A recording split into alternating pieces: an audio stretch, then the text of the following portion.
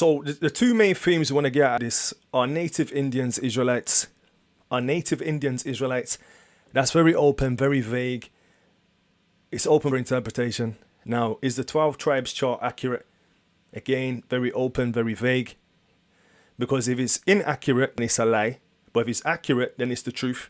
So if there's any inaccuracies, then the chart, as good as it is, would be a lie. You know? So we have to do it with 100% accurate or nothing at all. That's just my perspective. Now, Ecclesiasticus 11 verse 7 and 8 says, blame not before thou hast examined the truth. Already, I think a couple of people have thumbs down the video and it hasn't even started. So they're triggered already in their inner core and they can't even just hear another side to the conversation. Yeah, so blame not before thou hast examined the truth. So blame not before you've examined the truth. Then you're supposed to understand first what the argument is. So if you haven't listened to the full thing, please don't drop no comments. We block people like it's the plague. Yeah. So understand first and then feel free to rebuke. But then answer not before thou hast heard the cause. So some people like to say before they've heard what's going on. Neither interrupt men in the midst of their talk. So hear it all the way through if you've locked in. Then at the end throw tomatoes and salad. Pretty much that's what that's saying. So the question is, are native Indians, Israelites, is the 12 tribes chart accurate? That's what we want to answer today, pretty much. We're gonna flush out some things, but before we even, what's the word I'm looking for? Before we excavate, explore, and pursue Indian, we need to qualify Indian, you know, because you're gonna find that Indians probably abused like love. The word love is so abused. Like people say, I love my car, I love my house, I love my trainers, I love my hair, I love my nails, I love my, you get the point. So love is very loose, it's used very loosely. And so is Indian. You know, you have indigo, shiny blue, dark color, etc. Or you have indigenous. Then you have aboriginal or aboriginal. So these terms are kind of loose. We need to kind of qualify them. So our native Indians, Israelites, so let's find out what Indian is before we even go off on a tangent and say, yeah, no, yeah. All right, so let's just qualify before we get agitated and triggered. So,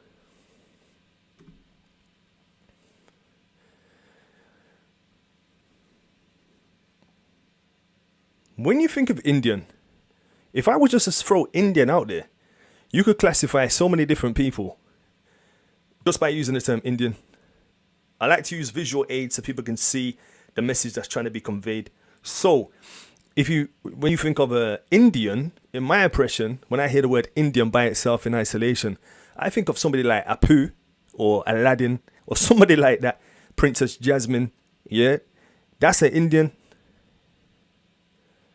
When you have a native Indian or an American Indian, that kind of has a different representation. You think of like the Redskins and you think of a kind of certain phenotype and look. Just by default, just by Indian. That's it. Just Indian in general, you know. That's what you can go to. Then you have West Indian. Now we know Christopher Columbus, the Ashkenazi, set sail, thought he was going to India, allegedly. Wound up in the Caribbean. Thought it was in the West Indies or West India. So he named the place West Indies or West India. Yeah. So I just want to qualify this terminology India or Indian before we go anywhere. Yeah. I think it's imperative and essential. So this lovely lady here, she's from the West Indies. We know Apu. He lives in America, but he's an Indian. And we have this guy with a lovely headdress, native American Indian, and so on and so forth. Now, to further qualify the qualification, just to understand Wagwan, you have, even in cricket, you have India versus West Indies. But if you was to get rid of the West Indies, you'd have India versus India. But we know when it's saying India, it's talking about East Indians or Indians referencing to Apu. And West Indians referencing to like Carl from The Simpsons or Chris Tucker. Just giving you that visual aid so you can see before we go anywhere. Trinidad and Tobago is probably a good place, or Trinidad is a good place where you can see East Indians and West Indians together collectively. You see a lot of, they call them coolie. So it's either coolie, referencing to an Indian. And then, you know, a West Indian, you call him a Negro, you know. So there's even definitions within the definition. Just to bring the point home before we set sail, we have to qualify the qualification. All right, so let's continue. Now we've settled that and the differences between Indian. So, American Indian, East Indian, West Indian, by default, they're all known as what? Indian.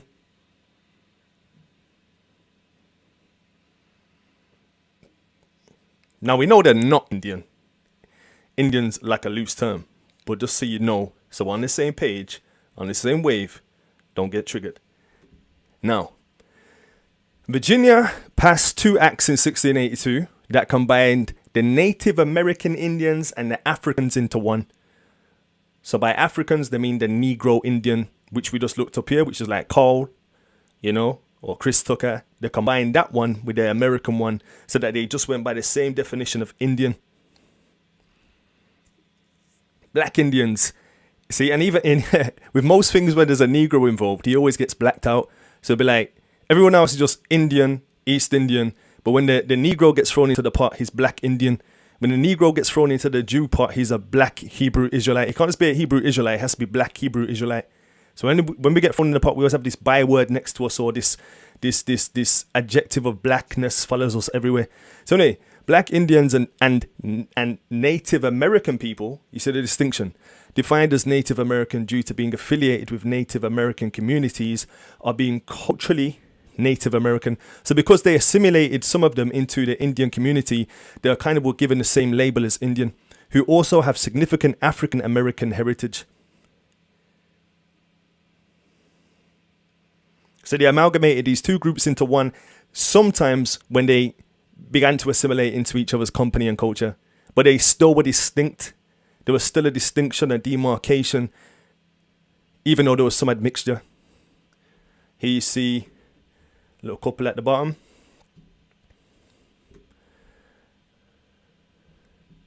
Now I've done an exclusive study, well not an exclusive, intensive study on the Toltecs, the Aztecs, the Mayans, on blackface. You should watch that because that covers it in loads of detail. But I'm just dealing with the main thing, and the main thing we're going to see is regarding, are these Native Indians Israelites? So, before we continue, the word Seminole, because there are Seminole Indians, but we've just seen how loose this terminology Indian is. East Indian, American Indian, African Indian, Negro Indian, Indian. So you had the Negro Indian, or the African Indian, as we were called, and then you had the Native Indian, or the American Indian, as they were called. Now the word Seminole means a runaway or a fugitive. The same way you had the Maroons, that meant, I think it meant a wild dog or a dog. They were known as the people who broke away from slavery and formed their own colonies. Zumbi dos Palmeiras in Brazil, and Nani the Maroon in Jamaica, and so on and so forth. So these were like bywords thrown on the people who escaped their captivity. So the word Seminole here means runaway or fugitive. The Seminoles were chiefly fugitive Indians, so Indians who didn't want to stay in the reservation, and Negro slaves who were tired of the plantation. They came together, formed an alliance, formed a confederacy against the so-called Caucasian. They fought 3 wars with the United States, and that factoid goes to 100 Amazing Facts About Negroes by J.A. Rogers, historian, multilingual, traveler. He traveled all over the. I keep saying globe, you know. He traveled worldwide, and he came to all these observations. Multilingual, so he could understand different languages and cultures, and he documented a lot of history for us today. So it's key. I want to make this point key. There were 2 separate nations who formed alliances. There may have been some admixture, i.e. Negro man with an Indian woman and you know, some mixing, but they were still distinct. Even in England, there's mixing that goes on, but there's still distinct Negroes who are not mixed, and then there are Negroes who are mixed. Yeah, this happens everywhere and anywhere, but there were still distinct people. Now, on this chart, yeah, one member, in my opinion, seems a bit random. Just one person on this chart seems a bit random. So there's the 12 tribes chart. And remember I said, yeah, this chart, I have to pay some credence because it has some good points too, even though the information might be inaccurate. Some things on the chart are true. Certain places where certain people have settled, it's true. But there's certain things on it that is erroneous and a fallacy and needs to be removed ASAP because it holds no credence. And I understand why people want to put people on there because they have an affinity towards probably a certain community. They grew up around a certain community and whatnot and what have you. Or their mum and dads of a certain community or this, that and the other. Now, one of the scriptures that gets used by some people to say that these people are the people is 1 Chronicles 12 verse 8. And it says, and of the Gadites, they separated themselves unto David into the whole to the wilderness, men of might and men of war, fit for battle, that could have shield and buckler, whose faces were like the faces of lions, and were as swift as the roes upon the mountains. So allegedly, because their faces, allegedly, so the story has it, looks like lions, and they're known to be warriors and fighters, that they then, spirit bears witness, apparently, that they are the tribe of Gad. So if you've got a face that looks like a lion, you qualify to be the tribe of Gad. Now, I'm not being funny. I know some lion-looking people, yeah, and boy, so I hope they ain't the tribe of God. But that's one of the arguments that gets made for them being the tribe of God. But we're gonna flush out things, and hopefully you're gonna see for yourself in real time. Wagwan. I'm gonna look at this tribe 12 tribe thing in more detail as we go through. But that's one of the arguments that gets made when you look at this chart. Should have had my arrow out. I never have my arrow on time, you know. You're just gonna hear click, click, click. All right, one sec. Let me get this arrow. Boom, boom, boom. All right. Hopefully this one works. Yep. Okay. So what I was saying is, when you look at this chart here, one of them just seems a bit out of place. So, you know, melanated curly hair, melanated curly. And then there's another thing as well on the charts, but I'm not gonna spend too long on this point.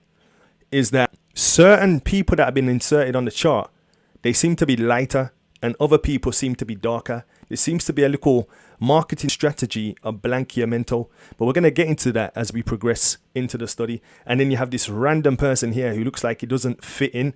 Like if you took a family photo and all these people in the family photo, he would kind of just be like, was he adopted or what's the case?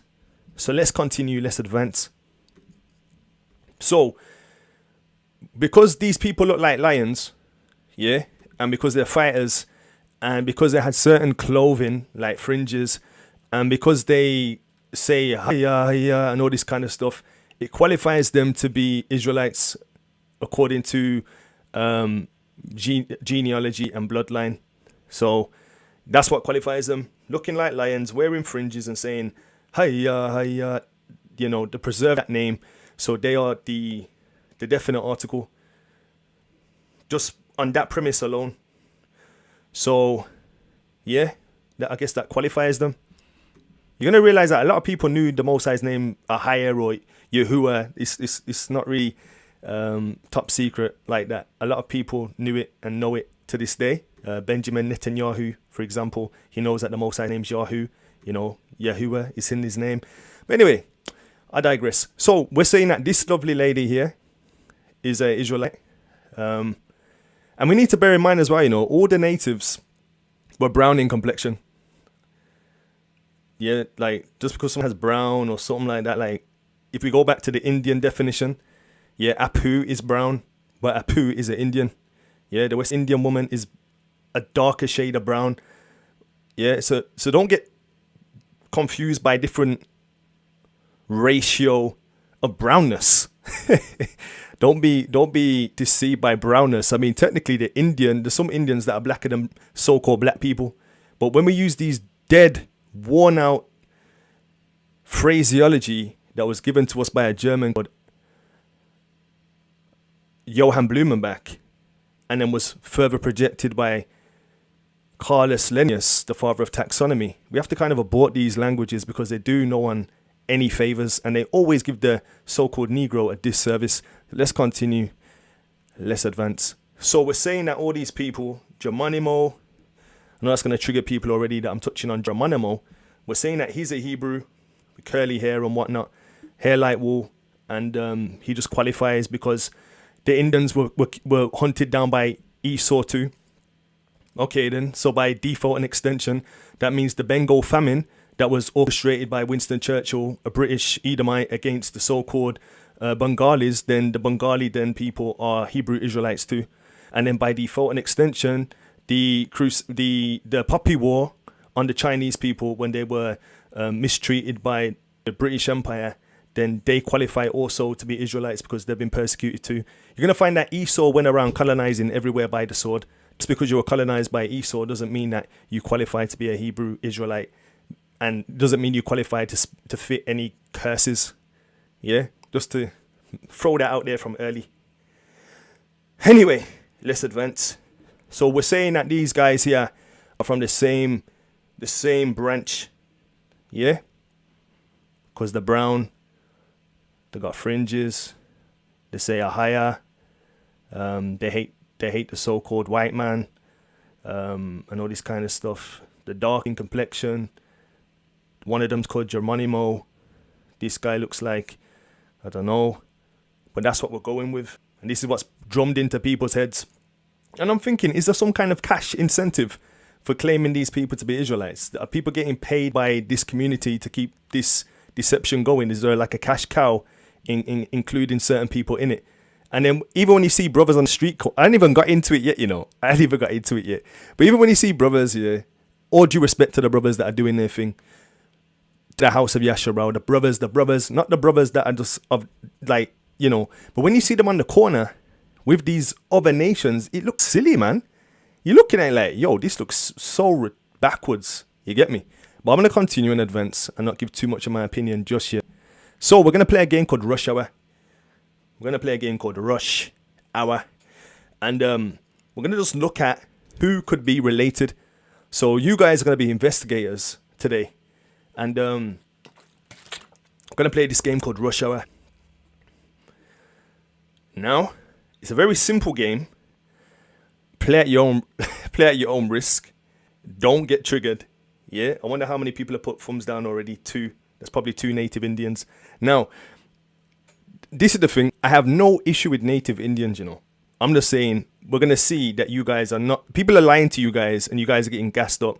And I'm sorry, but you're just not. And those guys that are saying it are just misinformed, or there's probably a cash incentive to include you because I don't know why. But let us just continue, and let's just play this game called Rush Hour. So I'm going to show you some images, and it's for you to say if they're related or not related or whatnot. You see me? So that's what we're going to do. It's called Rush Hour. But before we do Rush Hour, here's a little quick disclaimer. Just because someone assimilates culture does not mean they are the same people. Apparently, allegedly, Eminem is the best rapper. Yeah, he's the rap god. He is the king of rap. So are we saying because he's the king of rap, he originated rap? Because he knows how to throw 16 bars, 18 bars, 32 bars, 100 bars. That's just something to think about. Elvis Presley, allegedly, he is the king of rock and roll. So because this guy is the king of rock and roll, you know, better than James Brown, allegedly, better than, you know, everyone else, are we saying because he step on my blue suede shoes, because he can do all that kind of stuff, yeah? Are we saying that he is the G, that he is authentic, like he is a Hebrew now because he goes step on my blue suede shoes? Are we saying that? Because that's bananas. So there's a community, the Ashkenazi community. They have fringes, They have lovely fringes. They have blue fringes, your fringes, my fringes, their fringes, rainbow fringes. You know, they have an array and assortment of fringes. They also have beards. Like they have the principal and beards. So they have, you know, they don't cut the sides. In fact, they even have these little curls that are kind of cute on the sides, and like kind of like skipping rope on the sides. It's amazing. You should see it. And you know, some of them, like I said, have the locks. So you got this guy here. You can see he's got locks. Handsome long chap. And you got this guy here. I think he's trying to be 50 Cent or something. Curtis Jackson. See? Now, are we saying that this man invented this because he's wearing a new era cap and he's looking kind of intimidating? Is that what we're saying? Is this our rationale is this how we do the thing? Some people are triggered already and they left. That's good. Oh dear, oh glory to the Lord. You know, Elijah was a very sarcastic prophet, you know. I'm not saying I'm a prophet, louder. I'm just saying attitude wise, Elijah was very sarcastic, you know. And when I read Elijah, I kind of resonate with Elijah a lot, man, because he's very sarky. Now this woman here, she's got an afro and whatnot. She's been to the sunbed who knows how many times, and she's adopted a certain complexion. Now is she legit now because she's done that process of assimilation? No. So what I'm trying to say, just going back to being real and going back to the point, just because somebody has a certain adornment, facade, deportment, appearance, doesn't necessarily mean that they are the defined article. They might have been in contact, which we're going to find out as we go through, with a certain type of people. They might have had an affinity, an association, a trade with a certain type of people and took on aspects and elements of that type of people.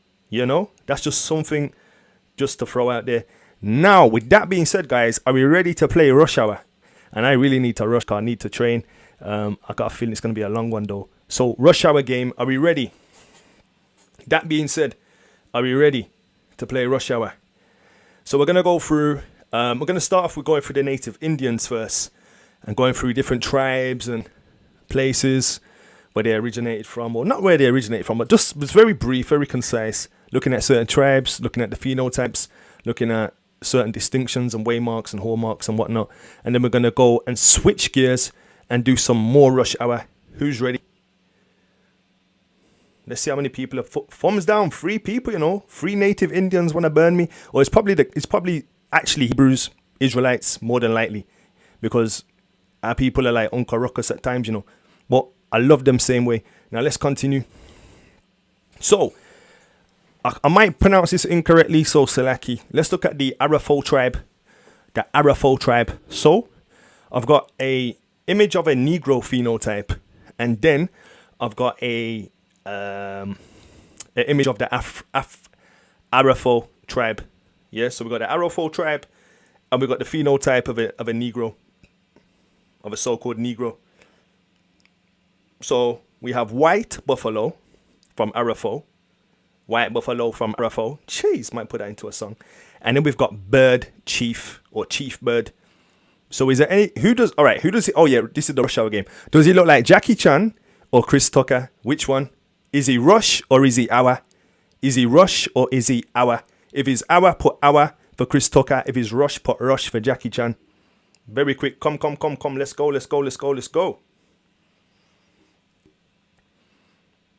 Is he Hour or is he Rush? Hour or Rush? Come. Quick. Just put Rush or Hour or Chris or Jackie.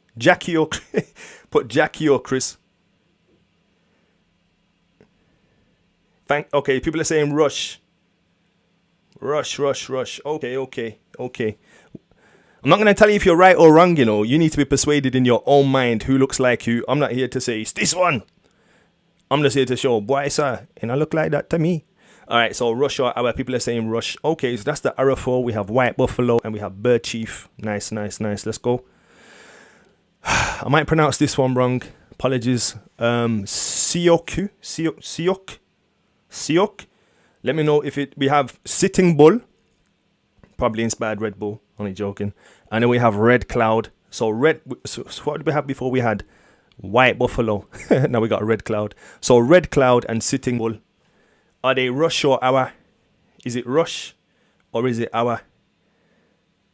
Just let me know, or let everyone else know. Is it rush or is it hour? Is it Chris or is it Jackie? Is it Jackie or is it Chris? Quick, quick, quick, man. Quick, quick, quick. No long thing, no long thing. Quick, quick, quick, quick, quick. Rush or hour, rush or hour.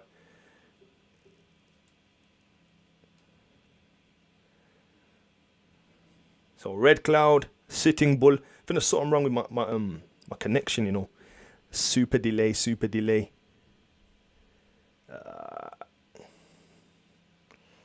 What are we saying, guys? What are we saying? We're saying rush or hour, rush or hour. Come, come, come.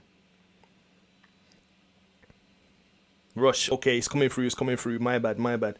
So we're saying rush. Okie dokie.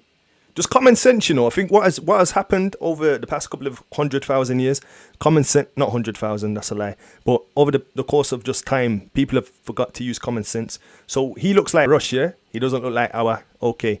Now, Shushon, or the shoes on, or Shosh, the Shoshon tribe. The Shoshon tribe. Yeah, is he rush or is he hour? Is he rush or is he hour? So we have man like bear hunter. I don't know what kind of bears he's hunting. Probably black bears or white bears or grizzly bears, polar bears. And then we have Chief Pocatello. Sound like Donatello. But Chief Pocatello. Yeah, so out of the Shushan guys, are they rush or hour?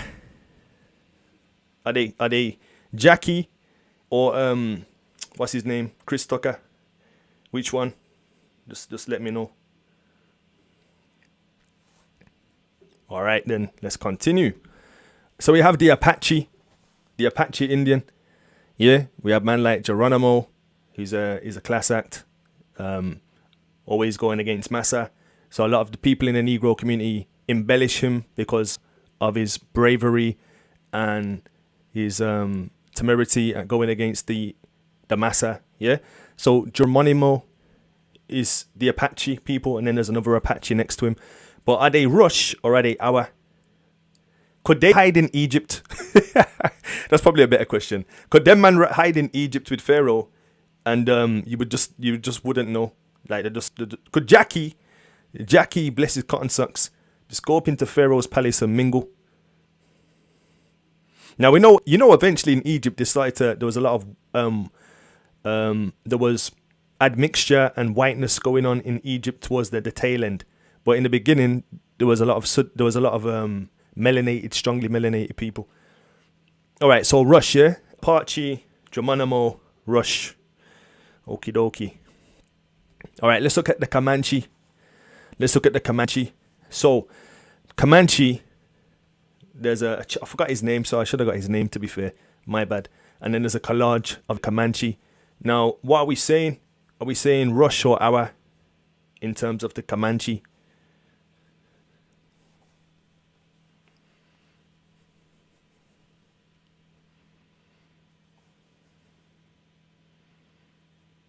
Just rush or hour in terms of Comanche. So is Comanche rush or hour? Is he Jackie or is he Chris? I think there's something wrong with this. You guys are probably typing here, but I can't see anything, so I don't know what's going on. Give me 2 seconds. Okay.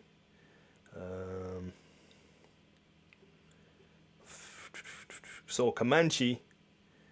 Are we rush or are we hour?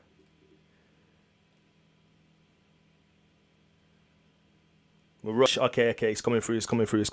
All right. All praises to the Most High. Comanche. Okay, rush, yeah? The Cheyenne. Now, these guys are dark, you know. So are we qualifying them to be Negro because they're dark now? Is that the measuring stick? If you're dark, then you're admitted into the fold kind of thing? Are we going by racial pigmentation in terms of being an affiliation or an association? Now, is he rush or hour? At the Cheney, rush or hour? These are two Cheney chiefs. This was taken in 1924. You can see he's still got a very dark complexion. Doesn't seem to be a lot of admixture to that degree and extent. Somebody said our. Oh dear. Somebody said our. Somebody saw a bit of somebody saw a bit of melanin. Yeah, and they just went, yes, our. Oh dear. Anyway, shiny. What are you saying about the shiny then? Come, is it rush or hour? Rush or hour. Okay. Alright, let's look at the Cherokee.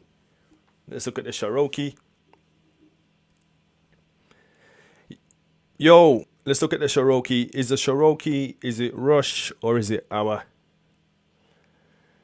Jackie or Tucker? Selaki, if I'm pronouncing Shay Annie incorrect, do not get triggered. It is what it is.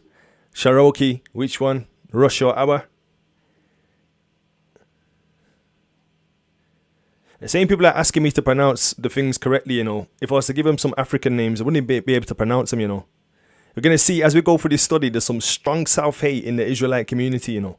Some weird, strong, post-Satan self-hate in the Israelite community, in probably the people that you regard the highest and you worship the most. You shouldn't worship no man, clan, camp, gang, church, fellowship, nothing. But there's some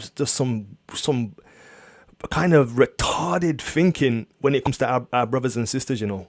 Especially, I'm gonna throw people under the bus, you know. Especially on the continent and in the Americas, just some crazy mindset, I must say. But let me just continue. So rush. That's what we're saying. All right, Navajo. The Navajo.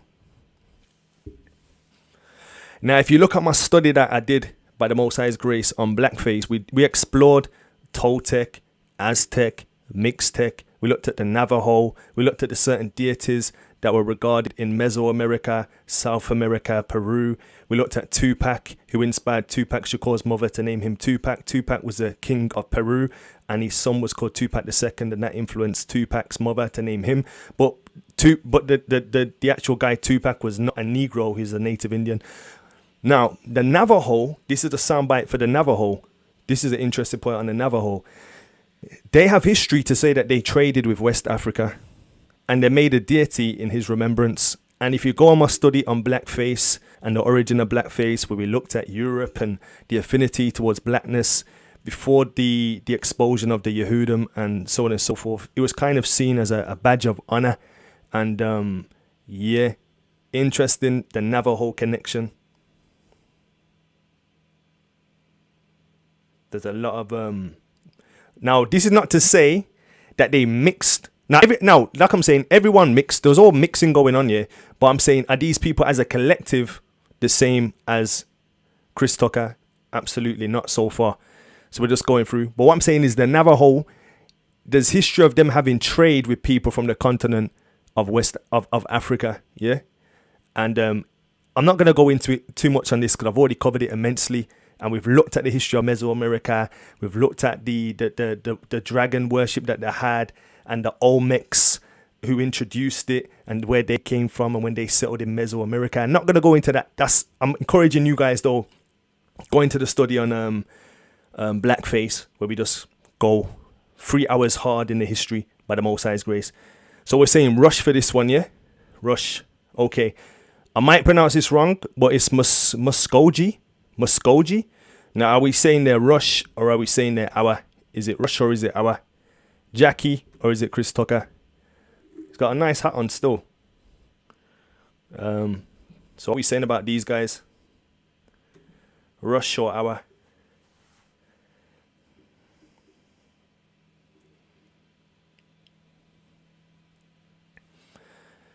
Why you guys are deciding if it's rush or hour? I was saying to my brethren the other day, we have this kind of sensational idea of what took place in the slave trade, you know. When we realize that, oh man, I won't go off on that tangent. I'll just hold fire on that. Are we saying rush or are we saying hour in terms to the Muskogee?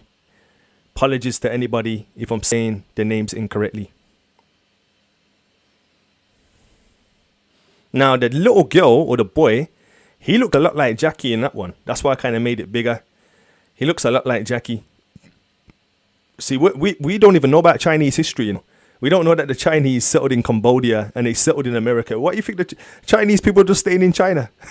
Or Orientals were just staying in that land region? Like Japheth's camp wasn't going to enlarge. We just think that they were staying where they were staying.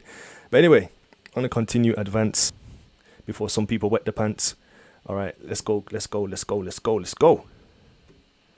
Now let's go to the Seminole. Remember I told you before that the Seminole was a collective of people who had grievances against Massa, and they came together, formed alliances, had a mixture, and blended to a degree. A lot of blending happened in the Seminole. So here's Seminoles. Now Seminoles, some of them would be Rush, in my opinion, and some of them would be Awa. But we still need the hallmark of the question would be to know is whether dad's Negro or whether mom's was a dad a Negro or was he an Indian? So even though there's some mixture, you still would have to qualify in terms of was their dad a Negro or was their dad a native Indian. But anyway, aside from that, there was a confederacy of free Negroes, escaped Negroes, and native Indian fugitives. So with the Seminole, there was some Rush and there was some Awa. There was a blend.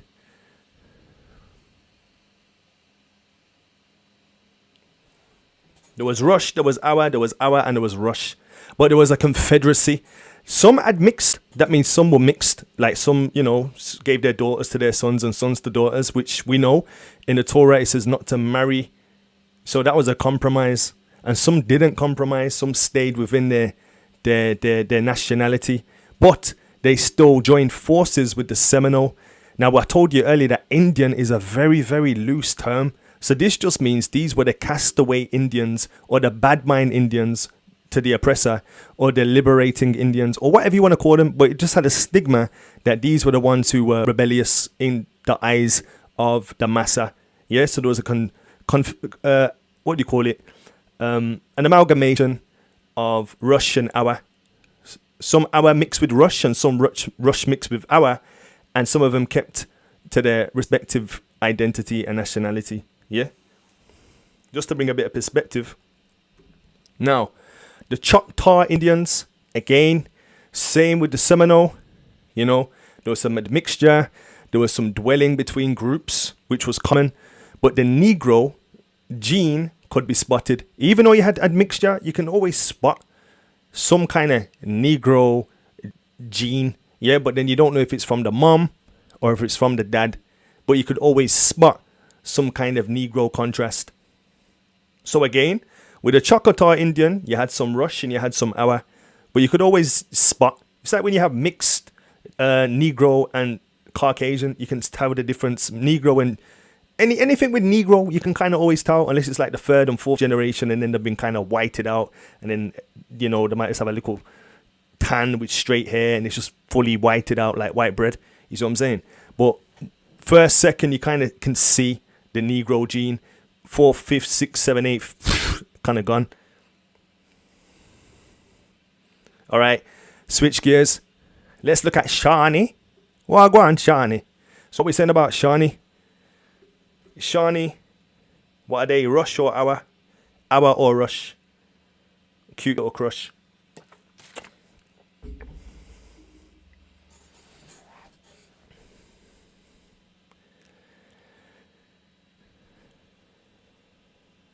Yeah, Lisa Jennings, the Moors were in America before.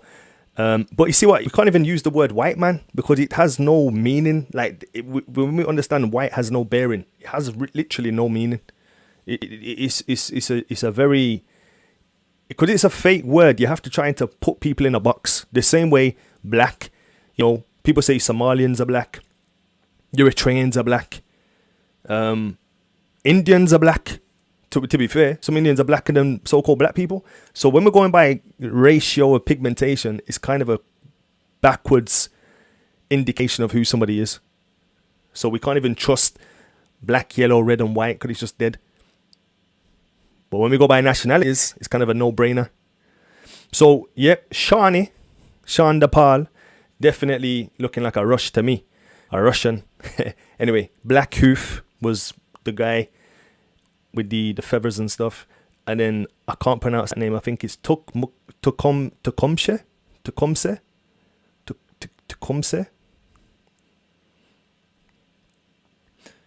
It don't even matter if something's whited out, you know. People need to stop looking at things from you know what, I can't keep, you know what it is, you just talk to the choir in it, or you just talk to the brick wall. Some people are just stiff-necked in, oh, there's a bit of brown, they qualify. Oh, there's a bit of black, they're just looking at pigmentation. I know some so-called Negroes, you look at them and think, yeah, 100% they're Israelites, that, you know, they look black, they got the Negro hair. When you start doing a little Q&A with them, you find out that some of the mixed, or the mum is where they got the Negro from, and the dad is white, or the great-granddad was white, and they're actually Edomite, but they look like Negroes. So when you get down, this is why the Jewish people, they are very dogmatic in how they preserve their so-called ancestry by the so-called woman, and they check, and they do CRB check, and they do all these inclusive checks to find out if you are really of an Ish persuasion. See what I'm saying? So just going by how it looks like, it don't really mean Jack Daniels, you know. Just to throw it out there, if we want to be pedantic.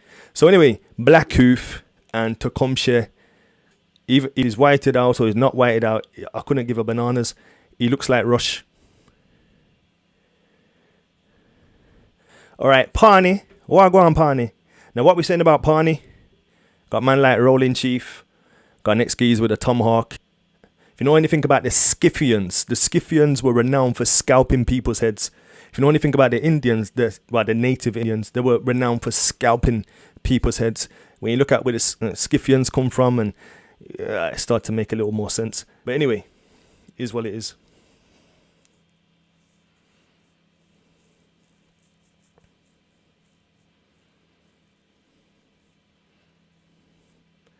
Literally, I got like a distant relative, yeah. Probably say blacker than Chris Tucker, but then he's born in Jamaica, and this, that, the other. When you CRB him, that means when you just check out his ancestry though, he got all his blackness from a Negro woman, and his great granddad or his granddad was a white man. So it's kind of, you can't even go by just looking at people on face value unless you kind of know they know their genealogy or their ancestry. You see what I'm saying? And then it gets really interesting. Because you find a lot of people, they think they're not. That's what I'm saying. People are getting, you don't really know who's who unless you know, but the Most High knows who's who, you know, unless you're fortunate to go back and understand where you come from. And most Negroes, no disrespect, this is just the way we've been managed on the plantation. We don't even know who our granddads are. Now I'm fortunate enough that we kept the archives, we go back to the plantation and know what going on. Some people, unfortunately, don't, so it's a guess game. But that's neither here nor there. So Pawnee, what we said about Pawnee? Rush or Hour, sweet or sour? I'll leave you with that one. So that's Rush. Rush on. Alright, so Nez Pierce or Nez Perce or Nez something. So you have man like Little Frog. Called himself after an Is Frog an abomination? I think it is, you know. Don't know. So anyway, Little Frog. And then Chief Joseph. Little Frog and Chief Joseph.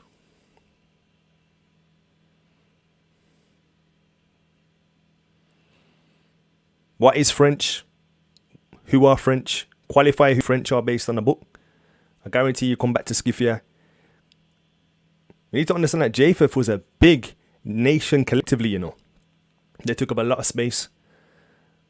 Meshach, Moscow. Not going to get into it. You can kind of even find landmarks in these same places today, you know, which just proves how irrefutable scriptures are when it comes to ancestry, demography, and location. That's what I always say to people. Names are like GPS back in the day. They'll pinpoint who you were, where you're from, and even your occupation. That's why you might have somebody called John Connor Smith, which meant, or you might have Kenneth MacDonald Butcher. That means Kenneth MacDonald means son of, so son of Donald Butcher. Kenneth MacDonald the Butcher. Kenneth the son of Donald, who's a butcher. That's what names were. That's the power of names. So anyway, are we saying Rush or Hour? Little Frog, Chief Joseph. Are they Rush or are they Hour? Alright, I'm going to probably say Rush.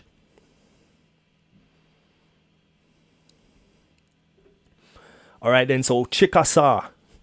What are we saying, man, with Chickasaw? Are we saying rush, hour, sweet, or sour? Which one?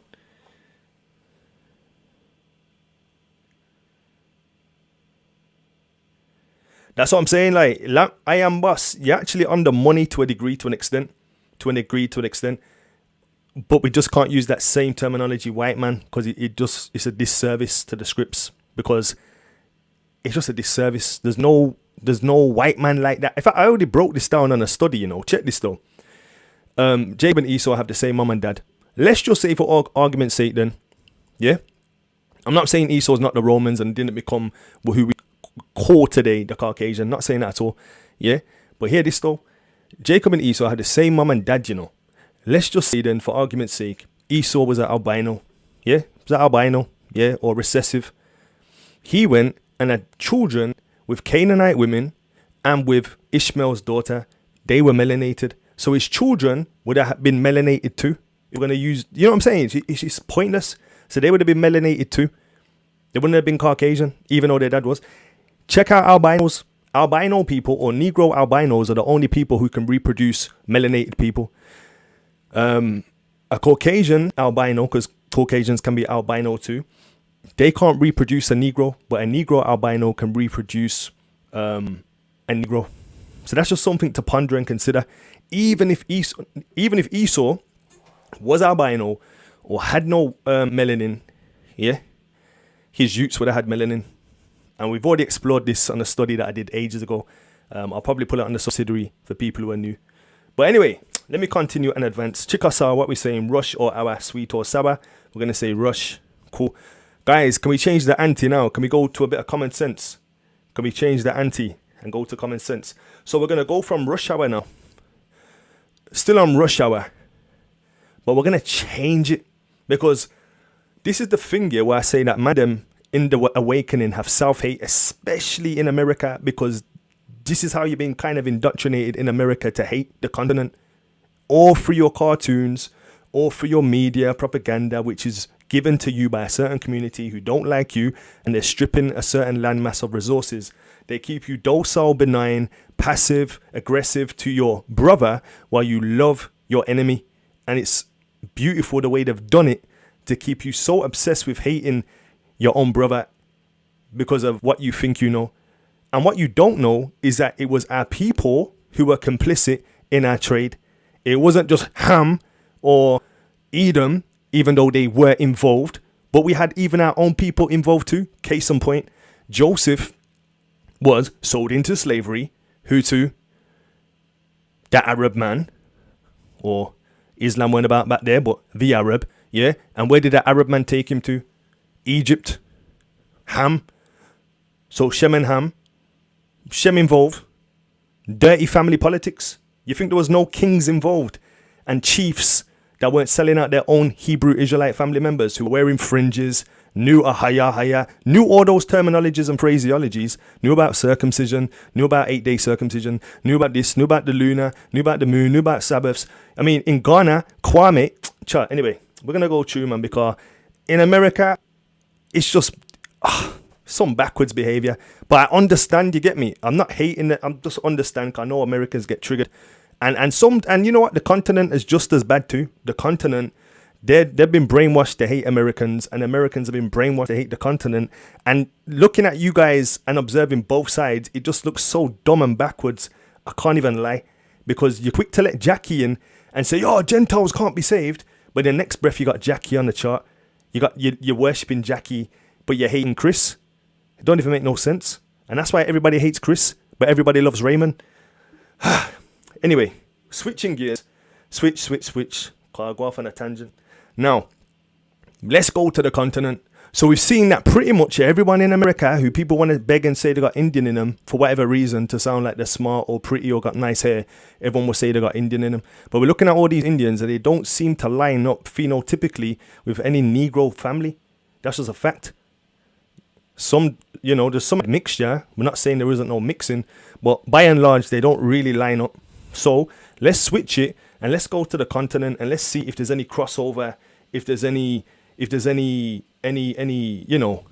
comparisons comparatively. Yeah, let's just see. Hopefully, you brothers in America are not full of so much self-hate that you can't even say yes because you'd rather have Jackie and be with the Chan. Now let's continue.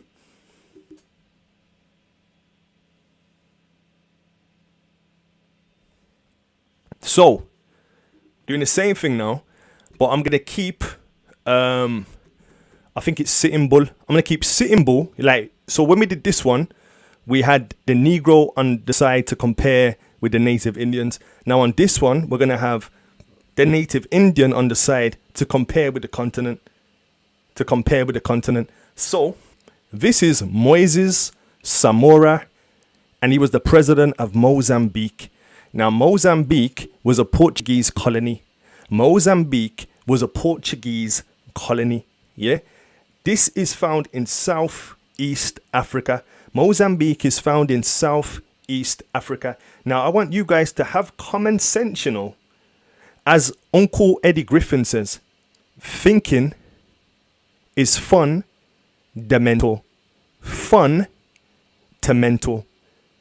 It's not illegal yet, but they working on it. Now, guys, just think in it. I know you like people to think for you, but I want you to think.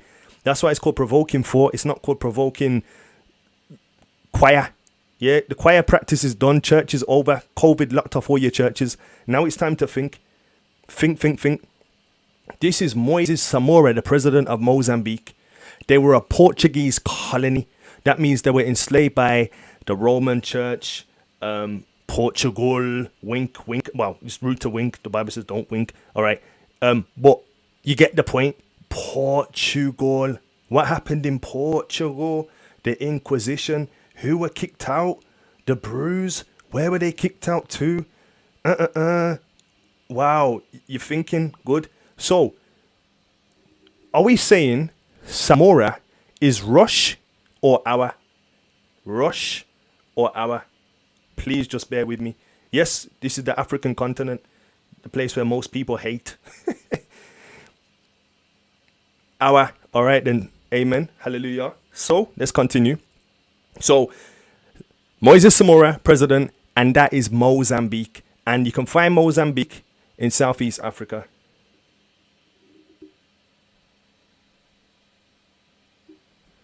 All right then. This is my man, you know. This is my brother, Patrice Lumumba. When I heard about this story, man, I felt so powerful. And I was like full of pride and just proud of him, you know, not me. I was proud of him. I mean, he took on the king of Belgium, who was called, I think off the top of my head, King Boaden. He took on King Boaden, who was the ancestor or the descendant of King Leopold. And he also took on Harold Macmillan, who was the Prime Minister of England. And he also took on Dwight Eisenhower, who was the President of the United States. And what they used to do to penalize us and turn the world against us back then is they'll call us a communist. So now they say terrorist if they want to shut someone down, terrorist or whatever. Back in those days, they'll call you a communist. So anyone who was trying to fight for African independence, they would call them a communist.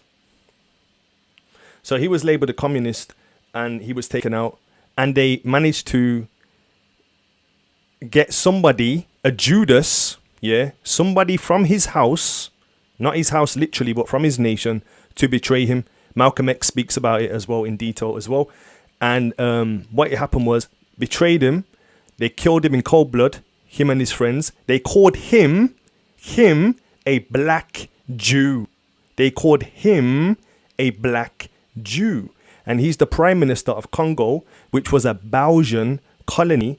And this is in West Africa. They called him a black Jew. He didn't call himself no black Jew. They called him a black Jew. And they hated him. And they called his brethren Satan. And the people who did it were German and Russian and Belgian, or whatever you want to call them. So interesting, eh? I think so. So that's Patrice Lumumba. And he was the Prime Minister of the Congo for 2 weeks before they killed him. If you know anything about the Congo, The Congo had a plantation too, bro. It was called the rubber plantation, where they extract the sap from the tree and convert it into rubber. And they were in a plantation too. They had their hands chopped off to meet their quota because they didn't want to waste their bullets. So that's the Congo. Does he look like Chris? Or does he look like Jackie Chan? And if you guys say Jackie Chan, I'm done. I'm wrapping up. I can't be bothered with the stupidity at this point. It's too late. Rush hour. Just let me know.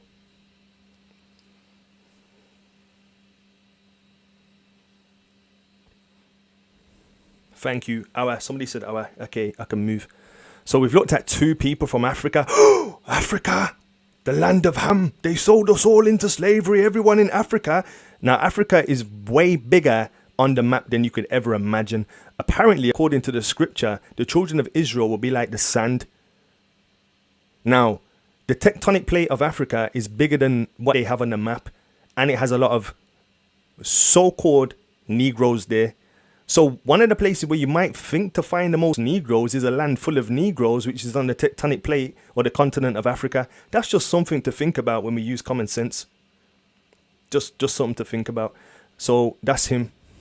Now, this is Kwame Nkrumah. Kwame Nkrumah.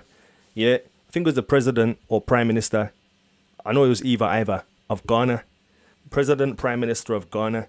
What are we saying regarding our uncle Kwame Nkrumah? Are we saying he belongs to Jackie or he belongs to Chris? Is he a Rush or is he a Awa?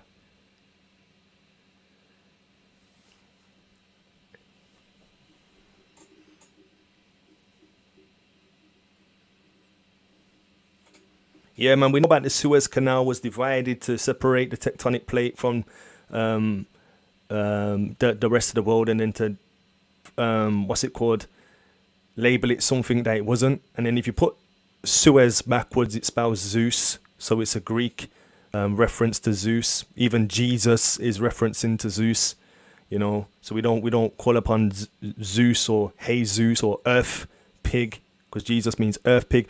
In fact, one of the first slave ships to even go to the west coast of Africa belonged to King Henry VIII, and the ship was called Jesus of Lubeck, or Jesus of Lubeck. And the sailors used to sing on the ship, Jesus saves on the waves. Not only that, a common song that everybody sings in their churchianity is Amazing Grace, how sweet the sound that saved a wretch like me. Yeah, he was a slave owner, and he was inspired by that. And that is basically inspired by a slave owner who had an epiphany that he shouldn't be selling the Most High's people. And then he made a song called Amazing Grace, because he knew he was going to have some amazing grace to get out of how he was mistreating the Most High's people. But that's another story for another day. So we're saying Awa, yeah? Now, what I was saying to Onola is Kwame means born on the Sabbath. So Kwame means born on Sabbath. So we can kind of guess that Kwame was born on the Sabbath. Remember us, and Nkrumah is very much a Ghanaian name. So remember us saying that names are like GPS, and they can give history, they can give you occupation, they can even give you date of birth, they can do all kinds of things. And we know that in our culture, we didn't just name our children Northwest. We didn't name them hash brown. We didn't name them asparagus. We didn't name them toffee and cocoa. We had names for them. So we would say, I don't know, the Most High hears him, or the Most High is proud, or be good for the Most High. Yeah, I'm just paraphrasing. So our names always had sustenance and always had some kind of meaning. It wasn't just hot chocolate, you know. So Kwame Nkrumah, Kwame means born on Sabbath. And I think, what was the other word? There's another name that means born on Friday. So that's just interesting to know. And Ghana, if you don't know, they was colonized by Britain, and Ghana is on the west coast of Africa. All right, so we're saying that he's Awa. So there's a soundbite. This is my guy as well, you know. This guy, they killed him at 33, 32, 34. He was in his 30s, early 30s. And they killed him because he weren't taking no from no one. He weren't taking no from no one.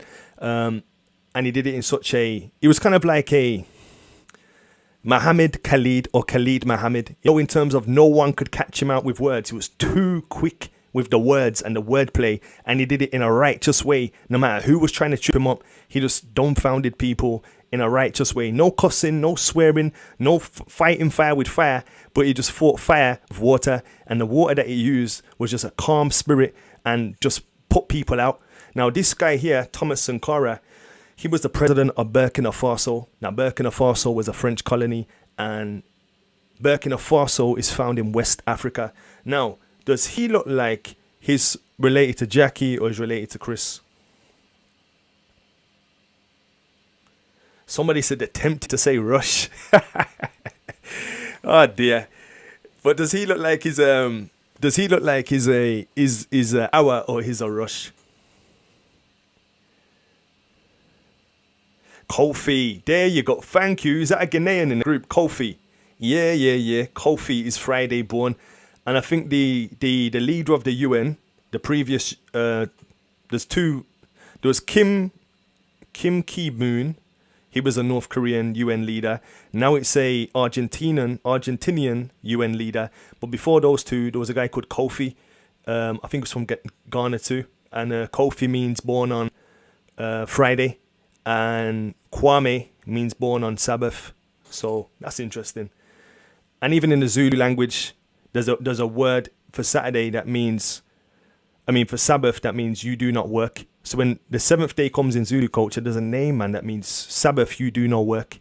So we've always preserved it in our language. That's why the first thing they did to us, not just to the Americans, but to the people even in the continent, was change their language, change their schooling, changed everything about them. Bantu locks, you can't have. Locks in general, you can't have. Demonize our natural look. Inflate Western looks and Western culture. Even in Zimbabwe today, the judicial system wear blonde wigs. Now people say, nah man, it's from Egypt, whatever. But the fact is they're wearing blonde wigs. So yeah, let's continue. So Burkina Faso, Thomas Sankara, top legend, very inspirational guy for his age and what he managed to do. All right, Tanzania now. So Tanzania, rest in peace, John Magufuli. Now, what are we saying about this guy and Tanzania?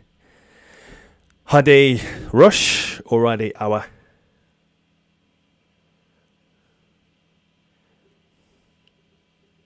Seven thumbs down already. There are either people who are in bed.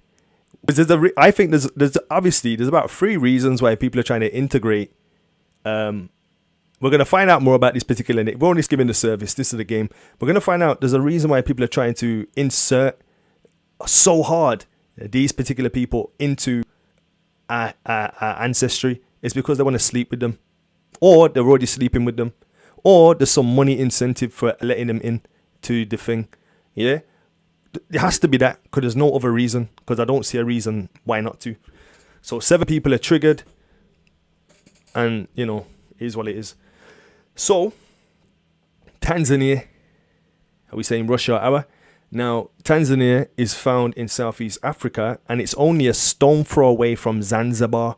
The Catholics and the Muslims were just taking the people from there, putting them into chains and sending them into India, sending them into Bengal, sending them into Australia, and all these kind of different places, that the oceanic places. But anyway, what are we saying about this guy, Russia or Awa? And this was a German colony, if they didn't say that. And that's some images of Tanzania and the people that had chains around their neck too.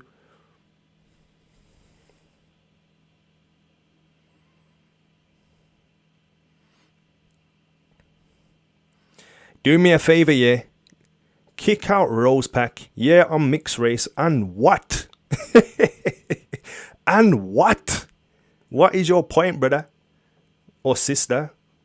Oh snap, I'm gonna get to the end of this year, and you're gonna see something. It's gonna make you laugh. It's gonna make your toes curl. I've already been blasted for trying to blast these imposters and counterfeits off the thing. Now, it's nothing against those people personally, yeah. I'm just not in for the lies. I've been in church and churchianity lies, and I'm not having no more lies. You get me? Lies are dead. Yep. So I'll just let people know that, my mother is mixed race, and my dad is a Negro, and granddad is a Negro, great-granddad is a Negro, and we have our ancestry all the way back to the plantation on the paternal side.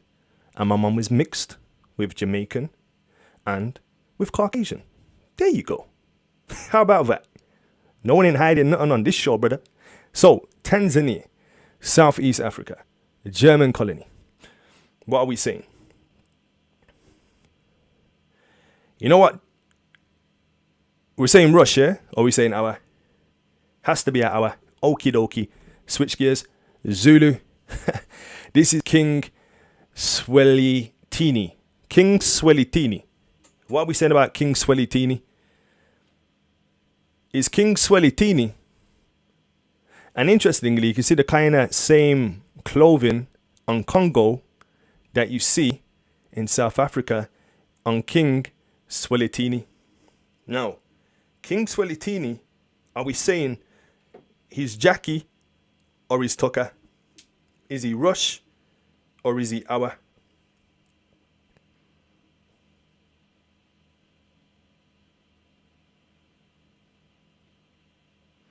Yeah, America's a hotbed for mix. Most Negroes in America are probably mixed, you know. Probably those who are the most zealous on the curbs, that, you know, looking a bit brownish. Some of them brothers probably got Esau in them too. Be a shock to their system. But anyway, King Swelithini. What are we saying about King Swelithini? Now, this is South Africa. Now, I need to qualify with some people because some people don't understand that in Africa, South Africa is actually a place. It's not South Africa. It's not the southern part of Africa. It's just a place called South Africa in Africa. Just so people understand, because some people don't understand that. Because it throws people off because it says South Africa. You're assuming South Africa, but it's a place in Africa that's called South Africa. Just so that people can see that point. But King Swelithini or King Swelithini, what are we saying about King Swelithini? He's definitely an Awa. And South Africa was a German colony, yeah, and they were known for being fierce, having feathers, and having fringes. So remember before, most people say, wow, you know, what do they say? Where is it? They say, you know, the native Indians are fierce and they had shields and, you know, they were very warrior-like and they had faces like lions. So this qualifies them for being a part of the family because they were fierce like lions. But the Zulu, even today, the reputation of the Zulu precedes them. In fact, I think a king in Hawaii was killed the other day because they're trying to take over the Zulu and the South African setup of the Zulus. So they're at war with the Zulus today. I think Auntie Deborah, she made a story about them assassinating this Zulu king recently. And then I think Auntie Mumbi, or Dr. Mumbi, she made a video talking about what's going on with the Zulu at the moment too. So it's just interesting time. But definitely King Swelithini is, I would say, more Awa than a Rush. Yeah, South Africa, would I say it was a German colony? Yeah, German colony, Dutch colony.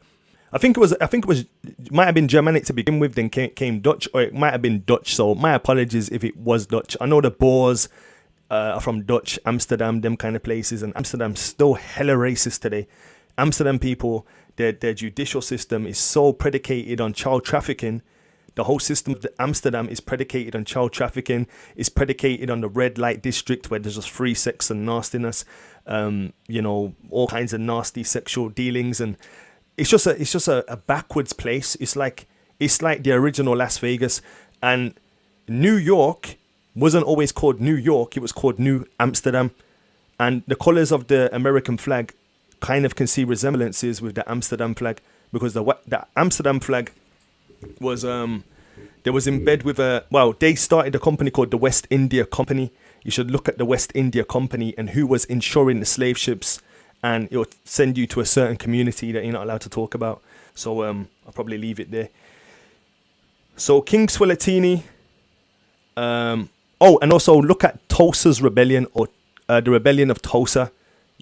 Very interesting documentary or film to watch. It stars Danny Glover, and it just shows you who were the key players. And Amsterdam, I believe, is one of the places to this day that hasn't apologized for their role in slavery, even though they've been advantaged monetarily by the system of slavery to this day. And they're the same people that occupy South Africa and so on and so forth. So, interesting. So let's continue. The Herero. This history is so sick and twisted. I mean, before the infamous Holocaust, it already took place in Namibia. I would say incorrect, sorry. In Namibia against the Herero. And they were hunted down, man. And they were given all these fake peace treaties. Always given peace treaties. In fact, they killed them in church. While they were in church, they put a garrison around them and did a firing squad on the church while they were worshipping white Jesus. Put a firing squad, put a garrison around the church. While they were in church, the Germans shot them. And they took some of them to the place called Shark Island. And it was the first kind of concentration camp that the Germans used before the one that's always promoted in everything and everywhere. But the Herero, that was the first place. And when you go to Namibia, there's some desert domes, that means little humps, where people go quad biking, and it's over the burial sites of the fallen Herero. And that's in Namibia, German colony, Southwest Africa. Now, did they look more like Rush or Awa? Just off the top of your head. Did they look like Rush or Awa? The geezer in the middle looks like Sizzler. The guy in the middle looks like Sizzler.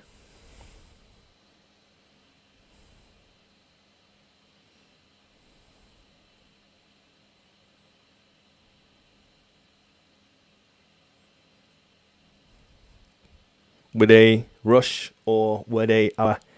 Just let me know in the comment section. Southwest Africa, Namibia. We've been taught so backwards to see our own brothers on the continent as our enemy. And if you speak up for them, oh, he's a Pan-Africanist. I knew he was a Pan-Africanist. Like, we use the same rhetoric of our oppressors to oppress our own. It's ridiculous. You know what I'm saying? It's so ridiculous. But yeah, definitely he would be at our. Let's continue. So these are the Nama. There was the Herero and the Nama. Herero and the Nama. Namibian, German colony, Southwest Africa. And I found this image. I was like, wow, the guy's blowing a horn. I was like, yo, what is this? So what are we saying? Are they? And remember, this took place before the infamous Holocaust. This already took place in a place called Shark Island. What they did, they chopped off they chopped off heads of youth, and they put them and spread them in European universities for craniology and to further their pseudoscience claims of evolution, and to put the black man as inferior and the so-called white man as superior.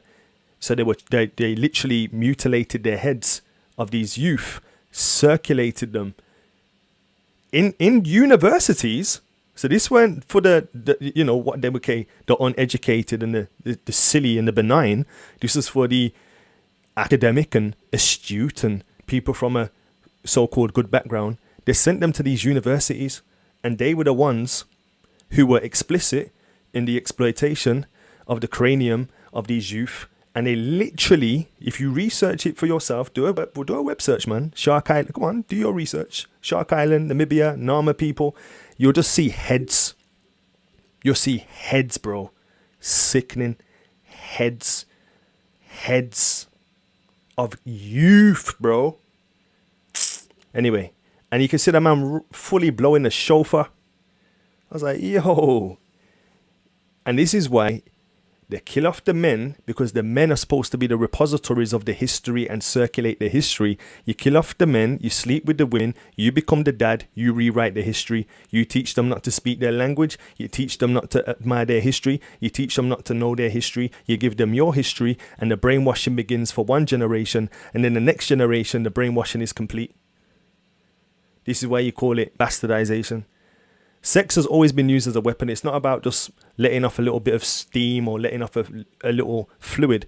But in the eyes of war, it's always been a system used to oppress, where you purposely give life to something that's going to be used against its own people. Before it's even born, you set it up to be against its own people.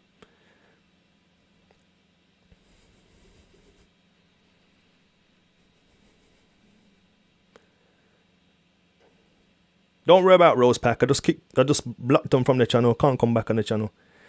People are getting emotional. Yo, so it go. Now, so that's Namibia. Let's go to Nigeria.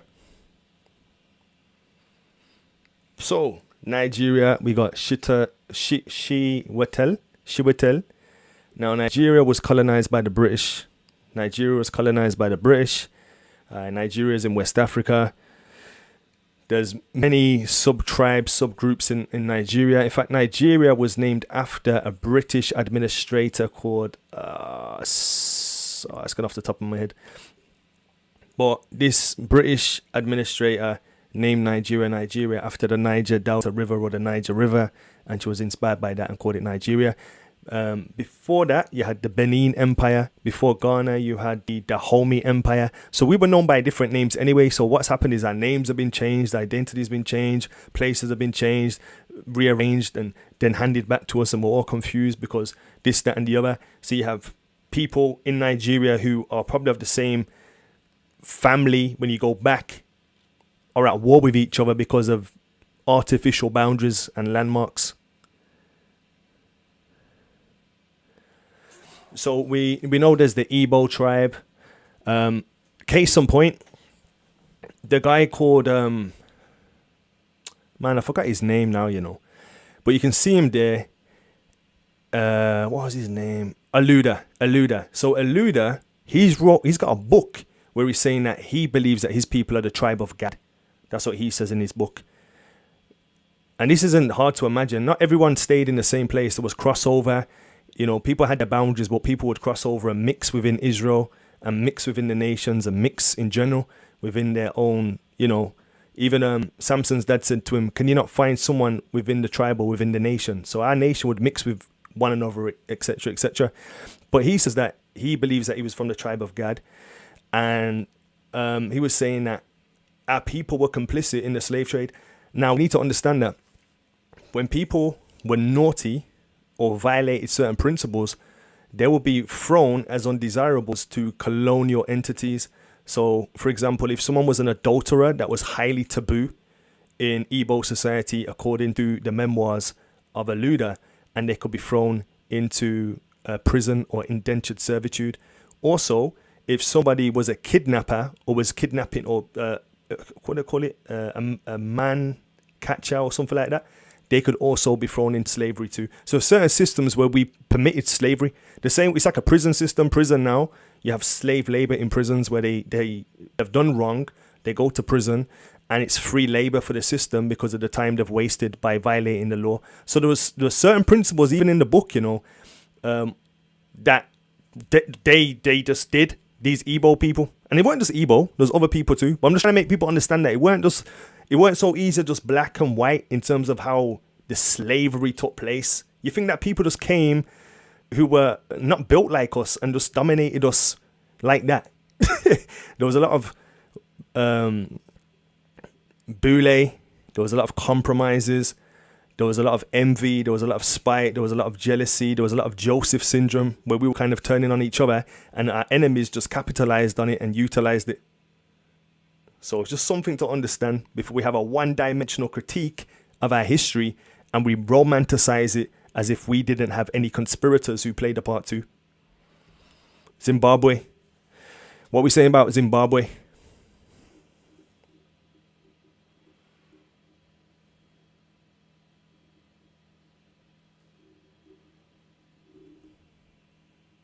Rush or hour.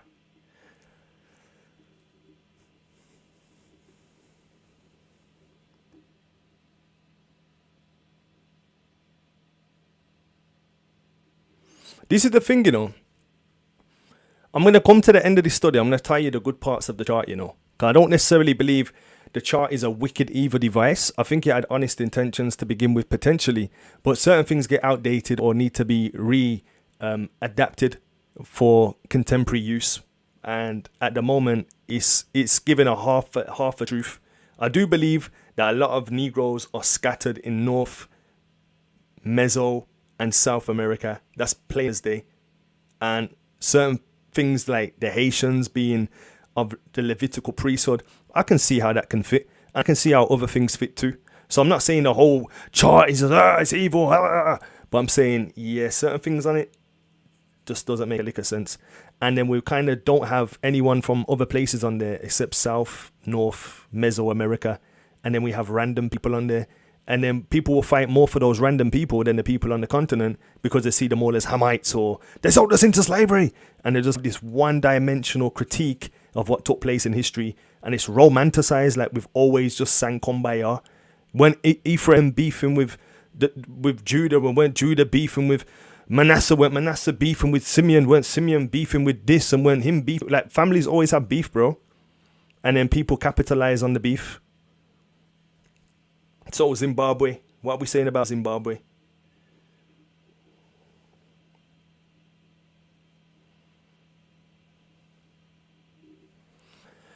So there's a music entertainer called Rockford Josephat or Josephat or Josephat. He's a musician. He's the guy that you see with the locks. Would you say he looks like Chris, or does he look like Chan? Does he look like Chris or does he look like Chan? Then we have Robert Mugabe. Obviously everyone knows who Robert Mugabe is. Zimbabwe was colonized by the British. So even though these places have their puppet rulers and presidents and kings and whatnot, they're still under slavery to the colony. They're still a part of the Commonwealth, which is a nice way of saying, you are my colony. It's a euphemism for saying you guys are still enslaved to the crown.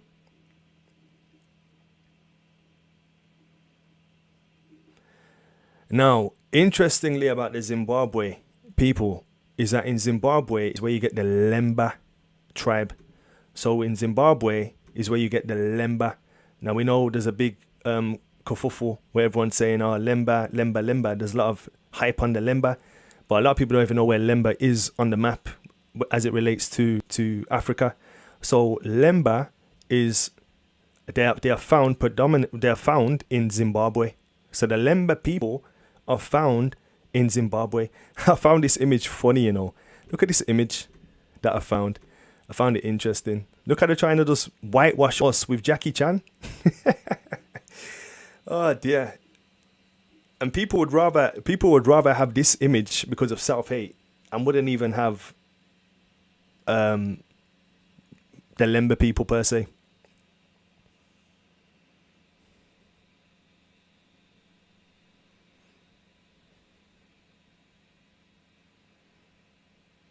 So this is what I found. What do you think about this image, about this contemporary hijack from Ben Chan? Photograph works, The Lost Tribe of Zimbabwe, and look at the imagery that they're replacing the Lemba with. And then when you have a moment, look at the Lemba and see what kind of imagery you see representative of the Lemba.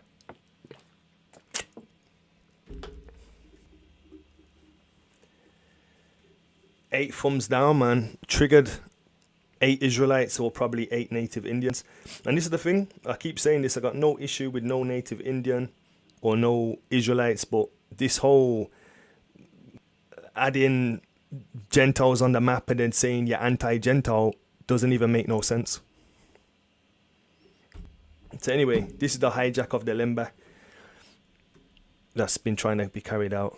So there we go. So Zimbabwe has a strong Lemba community. Now, let's go to Kenya. I hear people having a one-dimensional critique about Kenya. I'm not being funny, you know. There's a lot of people that have a lot to say, but they don't even understand the history and geography of certain places. They just see one phenotype in a place that gets shown to you on popular media, and you say, look, it's only that phenotype, so everyone there is of Ham, when there's other people there who are of Shem.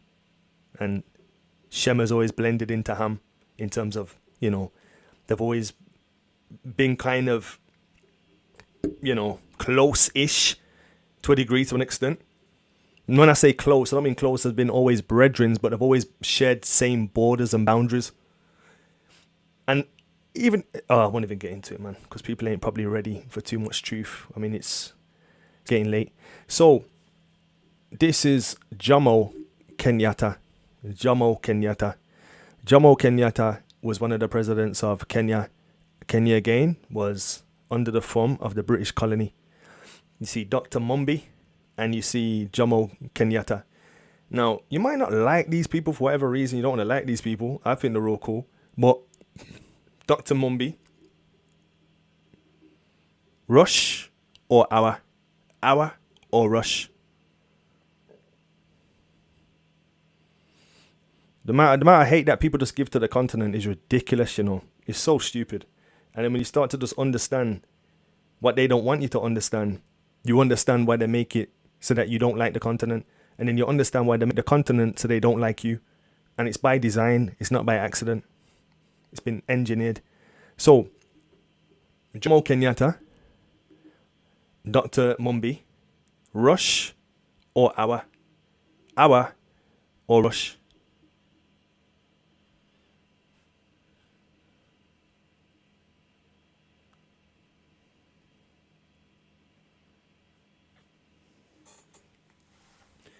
Moderators, anybody who's getting overly triggered and upset and, emotional and probably pulling out their hair, just block them. We don't cater for no. Everyone just get blocked straight time. Yeah? So anyway, Jomo Kenyatta, president of Kenya, Auntie Dr. Mumbi, yeah? They are our. They are not Rush. They belong to the Tucker family. Some people get triggered just by hearing names. Some people are so ignorant of just migration patterns and displacement. Probably be like, oh, there's no Chris Tuckers in Hawaii. Obviously there's Chris Tuckers in Hawaii, and then there's Hawaiians in Hawaii. Or they say there's no Chris Tuckers in Poland. Yeah, there's Chris Tuckers in Poland, and there's actually Polish people in Poland. Like we're everywhere. We might be we're usually the minority, but we're everywhere and we're anywhere. Yeah, you'll always find one of us lurking around, chilling around on the corner somewhere, doing something we're not supposed to because we're stiff-necked. But you can find our people everywhere and anywhere doing what we do best, music, and so on and so forth. Now, let's continue. Let's advance. Burundi. So this is Burundi, also a German colony. Now, what are we saying? Rush or Hour? Burundi can be found in East Africa. And look at the clothing that our sisters wear out there. Very vibrant, very colourful. Got a West African feel, even though they're in East Africa.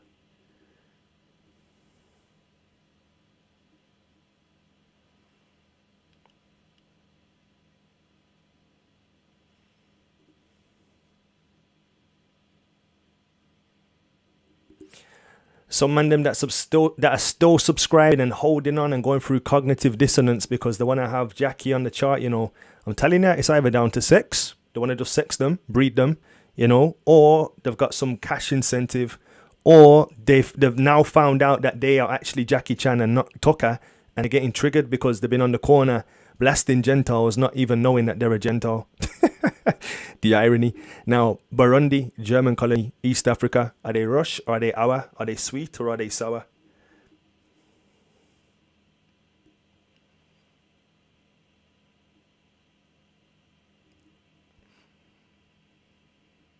This is the thing somebody said, with this whole whited out thing, bro, most people over, like the native Indians were dark, the Inuits, the Eskimos, the Siberians, most people were of a dark persuasion. When I say dark, I mean different shades of brown. Just because somebody's brown doesn't mean that they're a Negro. That's ludicrous to even suggest. There's different variations of brown. So just something to consider. So yeah, man, Rush or Hour? Definitely Hour. All right then. Ivory Coast. Ivory Coast was a Portuguese colony. And it's a colony that's based in West Africa. And it's the Ivory Coast. Now, what are we saying about the Ivory Coast? Is it Rush or is it our?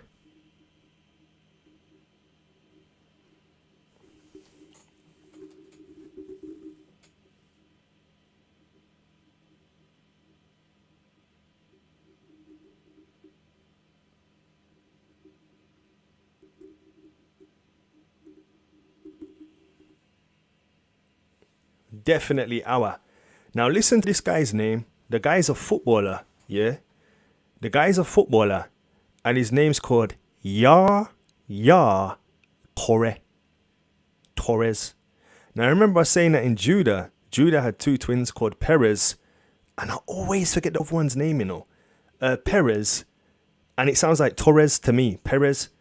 And did you know that the Igbo are renowned? Does it actually might not be the Igbo, but it's a Nigeria. It's one of the tribes in Nigeria. There's the Igbo.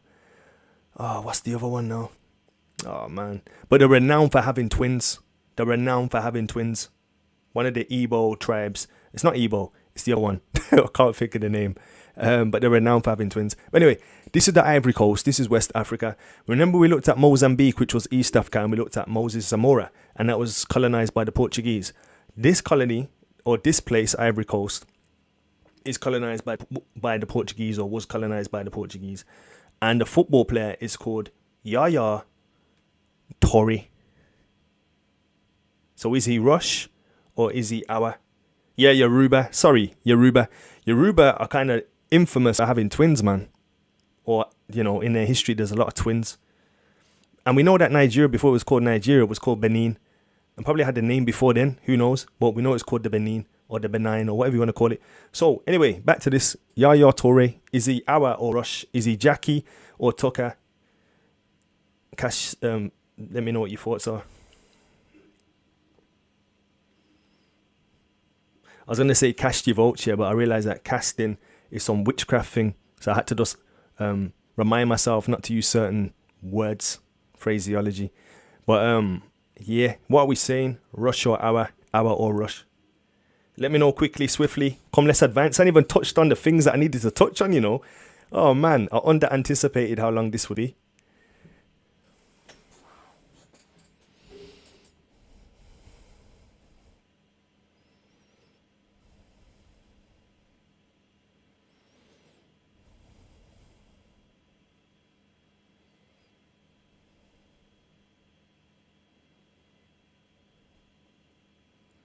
Yeah, Igbo and Yoruba, when you peel back the onion, you guys are from the Benin Empire. You know what I'm saying? So there's different names and so on and so forth, but you all go back to Benin, and then before you go back to Benin, you probably go back to this and then go back to this and go back to that. Because every name's getting remixed, recycled, rebranded, and then you got chiefs and information not being circulated correctly because it's been intercepted by the oppressors per se. The information hasn't been circulated. But Ivory Coast, Yaya Toure, interesting name to have Yaya, a footballer, Portuguese connection, Ivory Coast, West Africa connection. Interesting. Let's continue then. So, last one before we switch and the rush hour game's over. So, Swaziland. Who's heard of Swaziland? Now, Swaziland is in southern Africa, and this is King Masawati III. What a nice smile. This is King Masawati III. So we've looked at a few kings, prime ministers, and presidents, and people of nobility, aristocracy, and so on and so forth. But they're still under the thumb, and they're still being run by colonies, or they're still colonies under the thumb of colonizers, neo-colonialism, or colonialism per se. Yeah, and they're all under the thumb of European entities or sovereignties. Now, this king, he throws some wild parties, man. This king he's a wild one. I'll tell you that. But look at the sister and look at the king. Are we saying that they're Rush or are they our? Obviously, they're our. So, all right, let's leave this now. So that's Swaziland, British colony, King Masawati III. Now, let's just read this. I got blasted, you know. I got full on blasted by an Israelite lady, and she blasted me. She had a head wrap on, blasted me and cussing me out while wearing the head wrap. Couldn't wrap your mind around this one. Okay, that was cheesy. Anyway, okay, listen, I'm going to be completely honest with you and let you know this is the most divisive blank I have ever seen in my whole life. The Bible says that the Northern England, Southern Kingdom are supposed to come together as one stick. But the only thing you've accomplished with this video is more division than ever before. I'm not entirely sure whose side you're on, because if you're trying to say the native Indians are not the 12 tribes, then why waste time with that video clip at the beginning of the video saying that the Indians are the 12 tribes of Israel? But you keep sticking slavery onto these people, so it's like, what the are you trying to do with this video? Whose side are you on? You did absolutely nothing but cause more confusion, division, and separation. Epic fail. I'm like, okay. So she was very triggered, bless her cotton socks. Then this is where it got kind of weird. And she probably needs some Hail Marys and some holy water. Sarcasm applied. She said, because I did a video basically saying that these people are not the people according to the this, that, and the other. She watched it. Cognitive dissonance setting. She realized certain things she was being taught was incorrect. Instead of going against the errors, she went against the truth and then got confounded and dumbfounded and then converted her energy into aggression and then fired a fiery comment. So she said this: worst video ever. Full stop. Normally, I like a lot of the research projects that you do, but this video was complete and total trash. I'm not here to make friends, people. And it's just as simple as that. The only thing you did accomplish with this video is more division, confusion, and separation. As far as the native Indians being 12 tribes of Israel, that's the only thing you accomplished with this video. I've read this. Oh, no. All right, listen to this. This way it gets weird, you know. This way it gets kind of cultish. It stops being about Yahuwah or being about the Messiah, and it just becomes about genealogy, anthropology, and ancestry worship, that we're gonna, be admitted into the kingdom because we have the ancestry, which is a bit bananas. But check this out. The only thing you did accomplish with this video is more division, confusion, separation. As far as the native Indians in being 12 tribes of Israel, that's the only thing you accomplished with this video. And you accomplished making commitment, keeping native Indians that are out here. All right, sorry. Let me just read it. And you accomplished making commitment, keeping native Indians that are out here fighting for the will of the Most High God and Christ. You just spit in those people's face.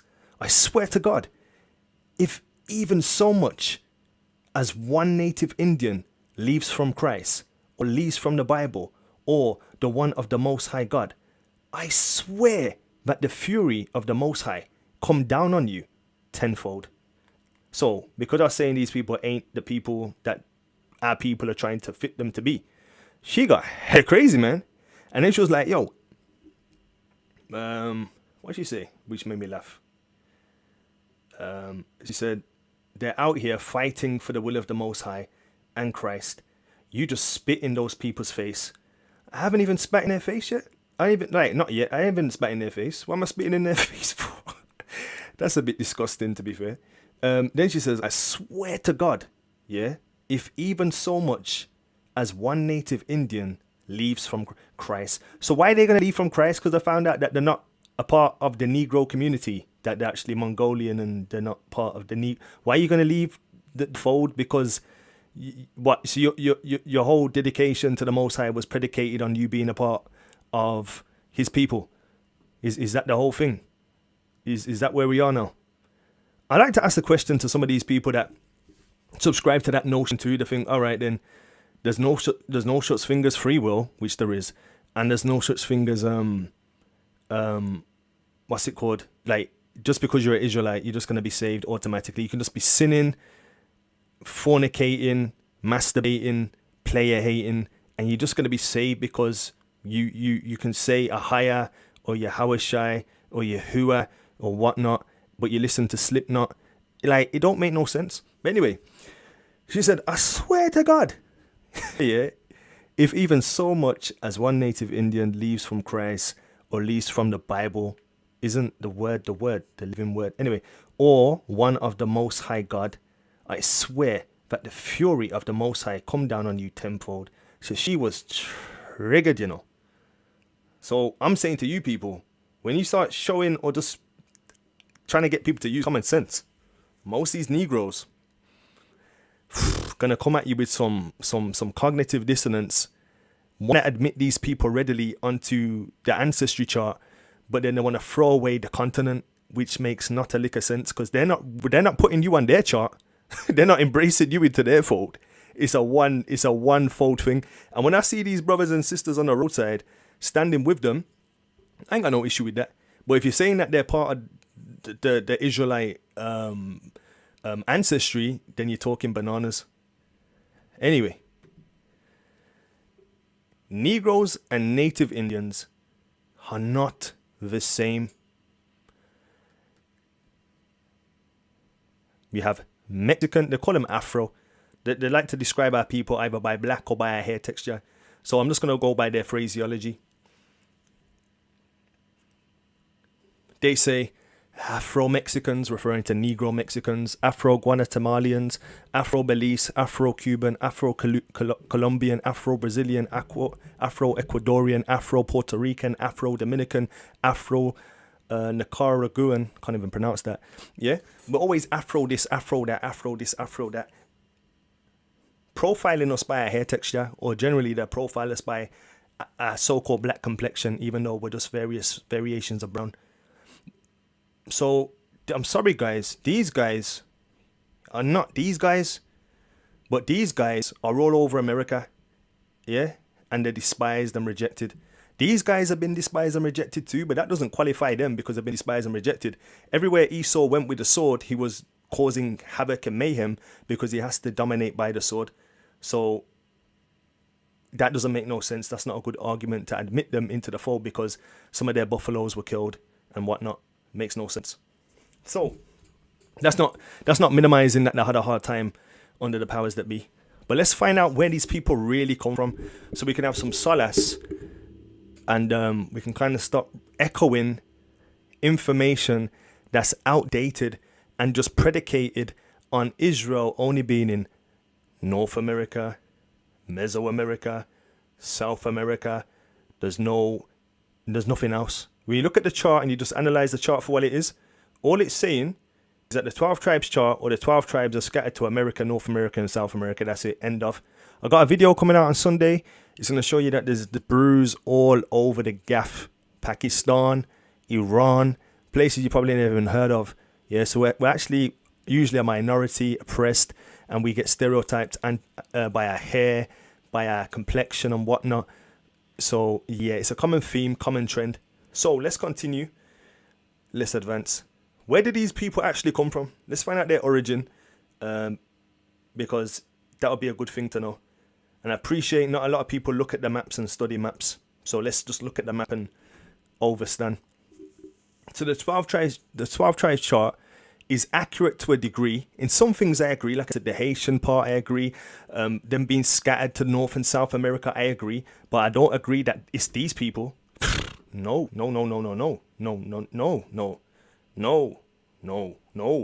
But I know people want to have sex and they want to experiment outside and say that these people are inside for their own fetishes or purposes, or they've already made compromises, or they're in a compromised state, or they thought they were Israel, but now they realize they're not Israel according to the flesh, so now they're triggered because they realize they're Gentiles and they're giving Gentiles a hard time when really they're Gentiles too. So I understand there's going to be like people upset and triggered and whatnot. It just makes sense. So let's continue.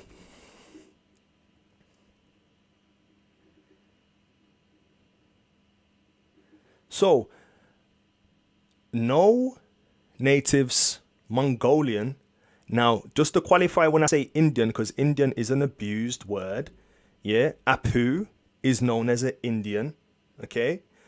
West Indians are known as Indians. American Indians are known as Indians, and they're known as Native Indians. And Indians are known as East Indians and Coolies, and West Indians are known as Caribbeans and Negro, and so on and so forth. So the term Indian, indigenous, indigo, dark blue, or indigenous, or Abba, original, is a very loose phraseology. And we've seen how Indian is interchangeable through different nations and tonality. So when I say Native American Indian, I'm talking about these Mongolian Indians. That's who I'm referring to. So no, Native Mongolians are not Israelite, although they share customs. Most people in the past documented in Hebrew, and they had certain dress styles, and they would have traded with people and came to people. People moved around in the past way more than you think. In fact, we're the most inclusive, we're the most restricted people in terms of free movement. Yeah, we got planes and we go further than people, but oftentimes people don't migrate out of where they were born. So if someone's born in Brooklyn, they live and die in Brooklyn generally. Someone's born in Manchester, they live and die in Manchester generally. Someone's born in Nottingham, they live and die in Nottingham generally. Someone's born in, you get the point. So people just really stay where they are, you know. So let's get our maps out, let's get our engaged. So this is Russia, yeah. Then you have North Russia, Siberia, and you have East Asia. So Russia, Asia is kind of a pot of tribes, nomadic tribes, and they have similar phenotypes. If you look at Vladimir Putin, the president of Russia, he looks like he has he to be fair, he looks more like Jackie Chan than Tucker. You know, I should have probably put Vladimir Putin, and you would see that he resembles more of the native Indian than the Negro. But for some reason, the Negro wants to be Russian. But it is what it is. It is what it is. So anyway, the 12 tribe, where are we? So, yeah. So here's Siberia. Siberia is a part of Russia to a degree, to an extent. Now, there's an ice glacier that you can travel across, or people suggest they migrated across and entered into North America, Alaska. Then from Alaska, they migrated further south into what is known as Canada. Then from Canada to America. Then from America to Meso. From Meso to South and whatnot and what have you. It's been confirmed that the Native Americans and Siberians are cousins. And no brainer, they look the same. They have the feather thing too. The feather thing's not an exclusive limited to Israelites only. Israelites moved lots of places. In fact, there was an Israelite who went to Japan who was called Yasuke or Yasuki, and he was, guess where from? Mozambique. And guess who brought him? A Jesuit. And the Jesuit was from where? Portugal. So need we say any more? Or was he probably from Italy? I can't remember. So that's that.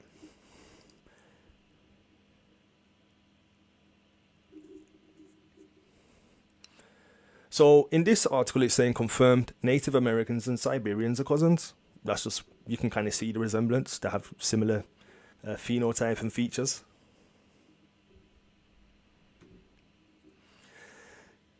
There's been a book written by William S. Graves in 1918, talking about American Siberian adventure, talking about how they crossed the glacier on the Huskies and the wagons, little ski devices that they had. And you know, these are the different phenotypes of the Siberians and the native Indians that have evolved over time from when they migrated from the colder region to the warmer region and kept that kind of appearance and traditions and culture.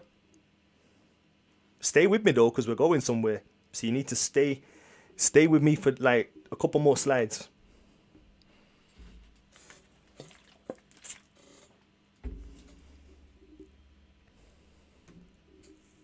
So now let's make this make sense. We have to make this make sense. But we've been too oppressed for a long time not to have any sense at this point. And if we don't want to have sense at this point, then, you know, it is what it is. You probably weren't meant to have the whole truth. You were meant to have a little bit of truth to feel happy that you're an Israelite and that's it. And then you just want to have crazy sex with other nations because you want to put them on the chart for whatever reason.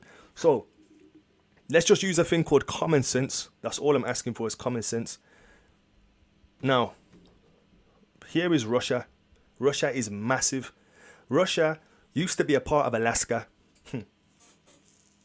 America brought Alaska off Russia. Can't remember the date, the time, and whatnot. You can look into that. But I'm sure they brought... All right, let me just not say it as a factoid. Research it. I'm sure America brought Alaska from Russia. And that used to be a territory of Russia. Just to show you how vast Russia is. Russia has a lot of landmass, but apparently not a lot of people dwell there because it's uninhabitable and whatnot. So let's just use common sense. But I understand like common sense for this generation is kind of a superpower. So what I'm saying is, yeah, this is Russia. Yeah, this whole landmass is Russia. There is Kazakhstan. There's Afghanistan. Interesting thing about Stan, there was a guy called Genghis Khan. Genghis Khan is said to have populated most of North Eurasia, and this is why people have Stan or Khan at the end, at the name. Kazakhstan, Afghanistan, Pakistan. A lot of his ancestry dominated in that region. Now, skip that. This is the next thing. So here's Russia. Here's the landmass of Russia. You have Siberia. Next to Siberia is Mongolia and China and all these Eurasian places with Mongoloid features. Siberia does admixture. All these places mixed up. Yeah, our people were the only ones given the law not to mix outside the nation. Other nations mix freely and generally and all the time. And so this landmass here was a Mongol region, meaning like you have a dog, that's a pedigree, and then you have a dog that's been mixed out. You call that a mongrel, and that's where we get the name Mongol, and that's where we get Mongolian and stuff like that. So these guys once lived in these regions, navigated to Greenland, Iceland, Alaska, all these kinds of places. So this is still Russia here. Russia, Siberia. They went from Russia, went over the ice glacier, went into Alaska, down to North America, and then migrated into the Americas. They didn't just pop up one day and live in America. There was a process, there was a migration pattern that led to them getting there. They didn't just pop up with osmosis and one day, you know, everyone went from being created in East Africa, in Ethiopia, and then we just popped up randomly at the Tower of Babel, you know, through a portal and ended up in America. There was a migration pattern that took place. And these people are Siberians, would you believe? Siberians. And these people, would you also believe, yeah, look like they could pass for these people's family, potentially. The same way a lot of so-called African Americans could pass for relatives of those in so-called Africa, or Africanus, Scipio. Yeah, but we can see definitely a resemblance. Cheekbone, nose, hairstyle, feathers and whatnot, nose and smile and lips and stuff like that. So I'm just trying to make it simple, plain.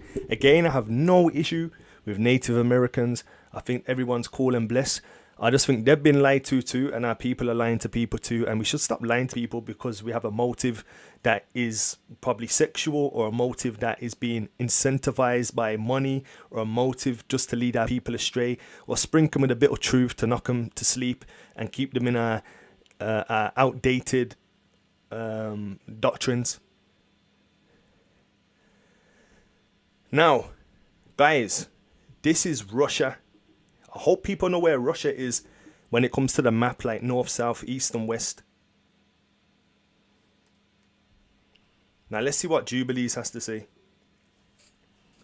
Let's see what Jubilees has to say in regards to Japheth. If you don't know who Japheth is, then Japheth is known as the father of the Gentiles. Yes, that's Japheth. While you're reading that, I'm just going to find something quick. I might not even find it now, you know.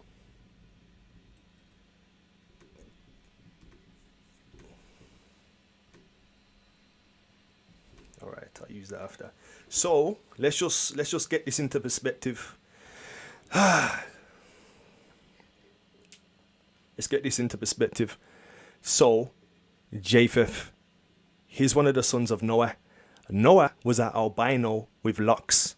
He was an albino with locks, and he married a melanated Shemitic woman, and they had a Negro woman, and they had 3 children: Ham, Shem, Japheth.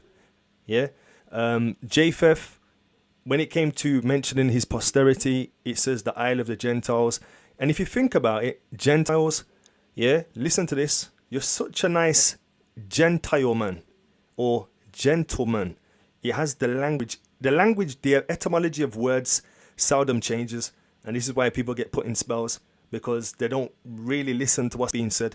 So Gentile is usually associated with people from Europe. Oh, he's a gentleman, such a Gentile. So, and for Japheth, the father of the Gentiles, came forth the third portion beyond the river Tina, to the north of the outflow of the waters, and it extends northeasterly. Make a mental note of northeasterly, to the whole region of Gog. Now in the book it says Gog and Magog, but it's a misdemeanor, because there's Magog, but there's no Gog. Gog is just the landmass of Magog. The land of Magog became so mongoloid, so mongrel, so admixed, that it just became known as the region of Gog, because it was just mixed. But if you look at Russians, they look Chinese. Some Chinese look Russian. Some Russians look Japanese. Like, they're all just mixed. There's also a big mix. Kazakhstan, Uzbekistan, all mixed. So let's read this without interruption. And for Japheth came forth the third portion beyond the river Tina, to the north of the outflow of its waters, and it extends northeasterly to the whole region of Gog, and to the whole country east thereof.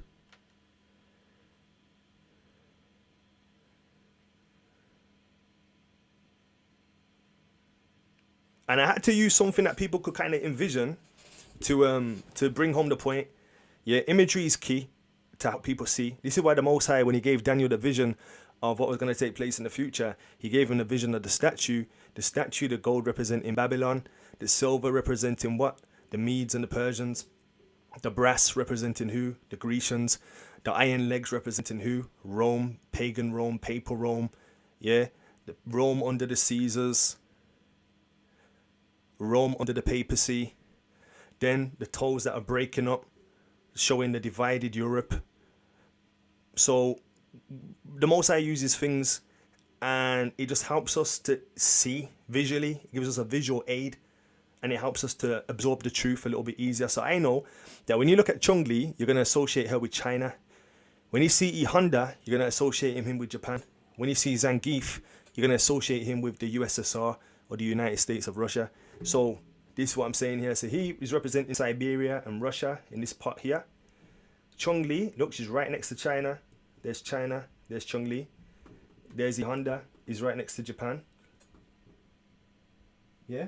So that's why I did that purposely, so people can see.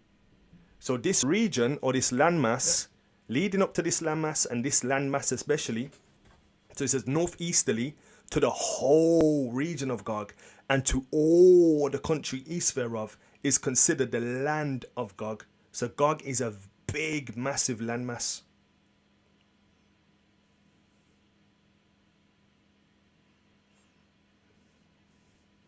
I don't know why people are talking about Sagat. Sagat's not on there, bro. It's Zangief. Anyway, let's continue. Now, this part might make some people unconscious. Let's find out who has a bastion set up in this kind of region, which might show you where some of the influences may or may not be coming from. Who knows? Jewish Autonomous Oblast. Who's heard of Jewish Autonomous Oblast? So Jewish Autonomous Oblast is a federal subject of Russia in the Russian Far East, bordering Khabar, I don't know, Khabar something. Oblast in Russia, province in China. It's in Russia, but the province is in China. Its administrative center, bear this in mind, Now you're thinking, oh, the flag, rainbow flag. Okay, that's one way of looking at it. Star, the dodgy star. That's one way of looking at it. But you need to know that the star represents a hexagon, which we found out the other day. Hex represents Saturn and so on and so forth. And we know that the rainbow, we could just see it on the level of LGBT, or we could see it as in their flag, they've put the color spectrum. Why would they put the color spectrum? That's something we'll investigate at another stage. But that's interesting, isn't it, for a flag? And this place to be in the northeast.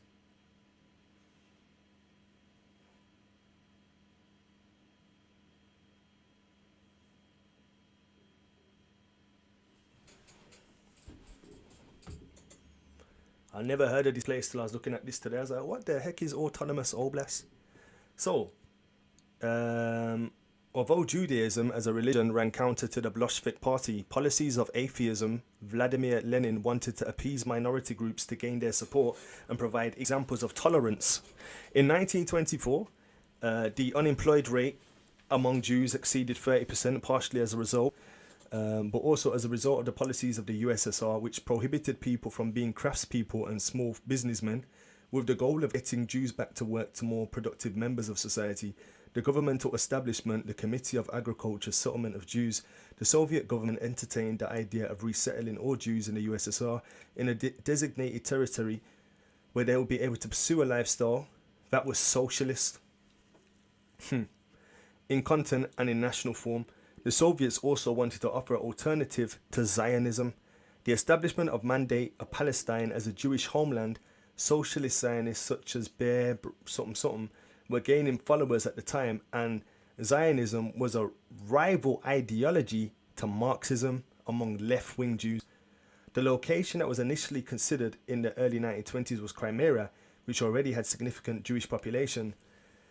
2 Jewish districts were formed in Crimea and 3 in South Ukraine. However, an alternative scheme perceived as more advantageous was put into practice. And it's interesting that Vladimir Putin is trying to make war with Ukraine. But I'll leave that for a minute. Oh, and this place, we're going to find out, is very interesting, the location of it. So the main headquarters, where are the main headquarters, or where are the 2 main headquarters for this this kind of thing? That was some bad English. So Article 65 of the Constitution of Russia provides that the JAO, or the Jewish Autonomous Oblast, is Russia's only autonomous oblast. It is one of the 2 official Jewish jurisdictions in the world, the other being Israel. So before Israel, this place was the headquarters of the so-called, you get me. And interestingly, it's called the Jewish Autonomous Oblast. This was one of the HQs before the annexation in 1948 of Israel. That's interesting. So it was based where? In 1858, the northern bank of included the territory of today's Jewish Autonomous Oblast, became incorporated into the Russian Empire, pursuant to the Treaty of whatever that is. And okay, no, I weren't trying to read there. Pull this mic down. In December 1858, the Russian government authorized the formation to protect the southeast boundary of Siberia. So we can kind of see the overlap and the overhang between these 2 places. So when it talk about Gog this and Gog that, this is the landmass of Gog, The Ashkenaz is in that land region. Meshach is in the land region. Like the sons of Gomer, they're in this is the Gomer region. Not just this region, but most of this landmass is dedicated to Gomer. Gomer is the son of Japheth. Yeah, Javan, who his ancestry was more West Europe, and Gomer was more East Europe and Eurasia. So the sons of Gomer populated East Eurasia and Eastern Europe, and the sons of Javan, one of Japheth's other sons, they migrated more West Europe and those surrounding regions.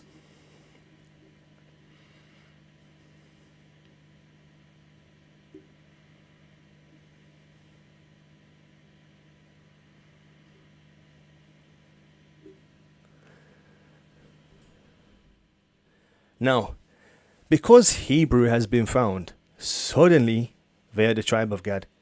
Many folks in the old world, as we can see now as we've gone through some of the history, and we've definitely touched on this history in more detail, but for sake of time, I'm not going to go into more detail in the study that we did on blackface and origins. So because Hebrew was found suddenly, they are the tribe of Gad. Many folks in the old world spoke and wrote in Hebrew. Christopher Columbus, the Ashkenaz, he was acquainted with Hebrew. A lot of people you'll find, even in Scotland, was Hebrew. Like everywhere, like people were familiar with Hebrew. People were quite renowned for a time until 1441. Prince Henry of Portugal started his madness.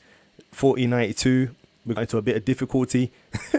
But we were known for trading and being regal and being a royal family and stuff like that. We were known for certain things. But anyway,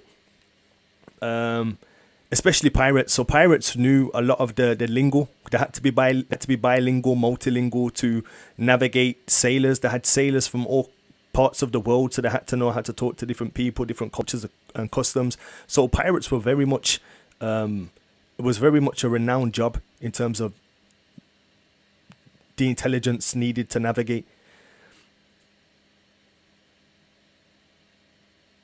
So because of this, someone made this thing now saying that this guy looks more like this guy, and I'm like, wow, what the heck?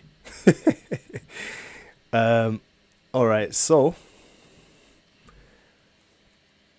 the first African Baptist church, Brother Benaiah Israel's got a good series on these, but the first African Baptist church, inside this church, Hebrew was discovered by the enslaved, who managed to save some of their language or some of their ancestry and incorporated it into certain furniture and tapestry and embedded their culture into this church. Then we have the Free Black of Israel Hill, where it says it was dedicated to the Israelites.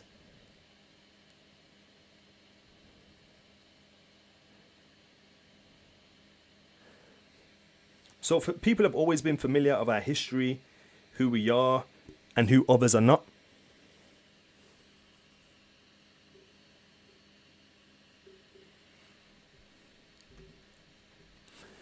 And this was interesting.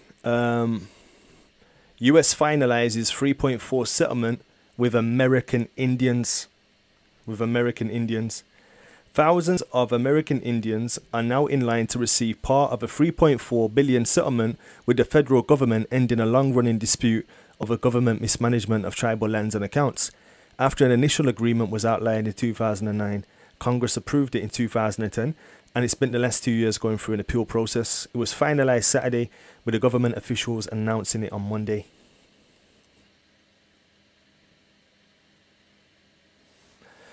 I welcome the final approval of Mikha'el settlement agreement, clearing the way for reconciliation between the trust beneficiaries and the federal government, President Barack Obama said in a statement. The settlement is named after the late Eloise Mikha'el, a member of Montana's Blackfeet Indian tribe.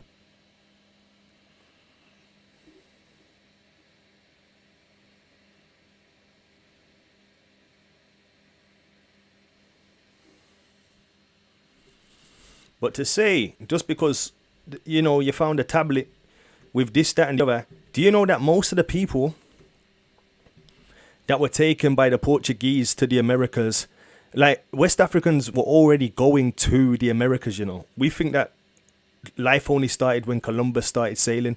West Africans was already having relationships with Hawaii and Mesoamerica and South America for a long time. Even somebody from Mali, I forgot his name now, he went there too. There's so many people went backwards and forwards, but when it came to the New World and the Europeans starting to go there for themselves, they used to take enslaved Hebrew navigators who are multilingual, who could speak Arabic, who could speak Hebrew, who could speak Portuguese, who could speak English, and they were their interpreters, they were their navigators, because our people knew how to navigate the stars, which is interesting. They weren't star worshippers, but they knew the arraignment of the stars. In the book of Jasher, even says that Joseph asked Benjamin for the star map. People we knew the layout and the formation of the stars. But that's reaching. Just look at that try. Oh man, just because the man's got a similar. Oh man, I don't know. Common sense, man. But then when it comes to reparations for the so-called black Indians, then there's no reparations. And look who's cautious about people getting some reparations.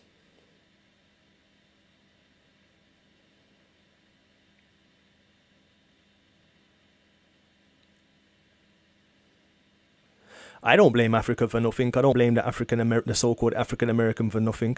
I blame the system. The system is not at fault. It's built by design to keep the Negro hating his brother on the continent and to keep the continent looking down on the brothers in America and so on and so forth. It's by design. It's by the media. That's why when you watch the media, you're programmed. That's why when you don't know, you see this pandemic where people are acting crazy. The Hamish community don't even know what's going on. The Amish or whatever they are, they don't know what's going on because they have no TV. When you deplug from the TV, you don't get plugged into the propaganda. So it's not really the people, it's the system, and the system's designed to keep people at war and loggerheads so that another people or entity can benefit. That's why it says when we lost our identity and lost ourselves, the Gentiles became rich, and it's in their interest to keep us as opposing forces so they can reap the benefits. Which makes sense from their perspective, I guess.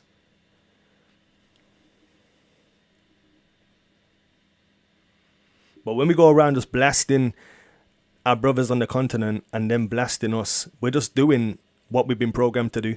But when we start saying stuff like this is revolutionary, this is what we'll get, this is what got Marcus Garvey locked up, this is what gets people head capped, this is what gets people in strange waters. When you try to unify brethren, that's why the scripture says the Most High loves when the brethren dwell in unity. It's not just American unity, but it's worldwide unity among the house of Yasharah and the scattered Yehudim, you know? So it's crazy that these guys got reparations and Barack Obama's the one who spearheaded it. But we know he's only a face piece. He's not the main man at that time. Then we have this. There's no reparations for who? Jacoby. Jews cautious on reparations for blacks or Negroes.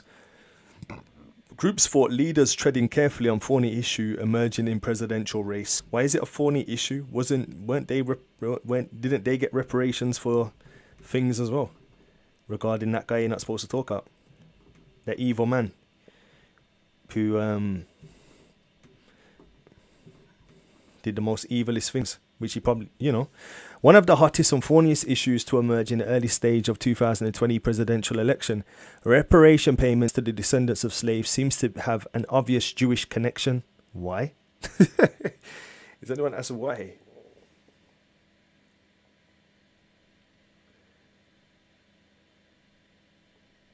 I wouldn't even just profile camps of being agents or say all camps are agents, but you got to remember, if they infiltrated the Black Panther Party by using Negroes, it stands to reason that some of these camps are infiltrated, some of these churches are infiltrated, some of these people that are, there's infiltration everywhere. That's why I don't subscribe to people or to camps or churches or congregation or groups like that.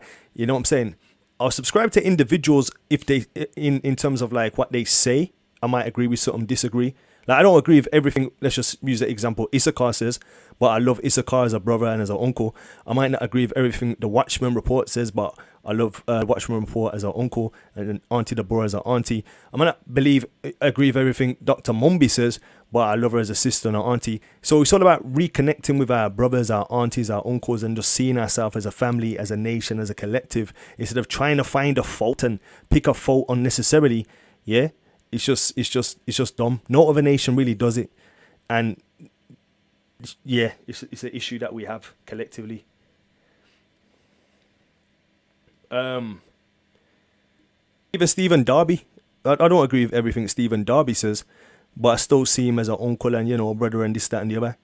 So it is what it is, man. You just have to know how to be mature enough to listen to people, but not to worship people, or to think that people can't do no wrong because you subscribe to them or whatever the case may be.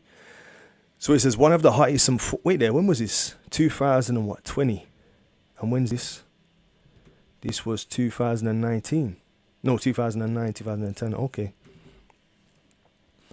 One of the hottest and funniest issues to emerge in the earliest stage of 2020 presidential election, reparations, payments to the descendants of slaves, seems to have an obvious Jewish connection. Please enlighten me. And this isn't from no pro-black Negro newspaper. It's from the New York Jewish Week.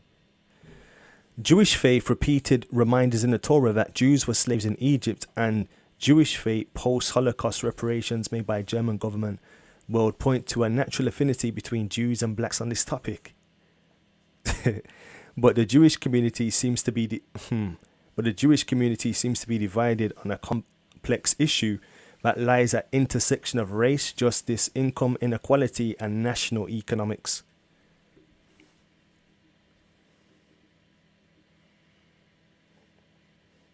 When you look at who was dominating South Africa's diamonds, you'll be surprised at the ancestry of that person. When you realize who has the monopoly on diamonds and stuff that goes on in the Congo, it goes back to a particular entity or nationality of people that you're not allowed to really talk about, because they own pretty much everything from duck cover to ancestry to Google.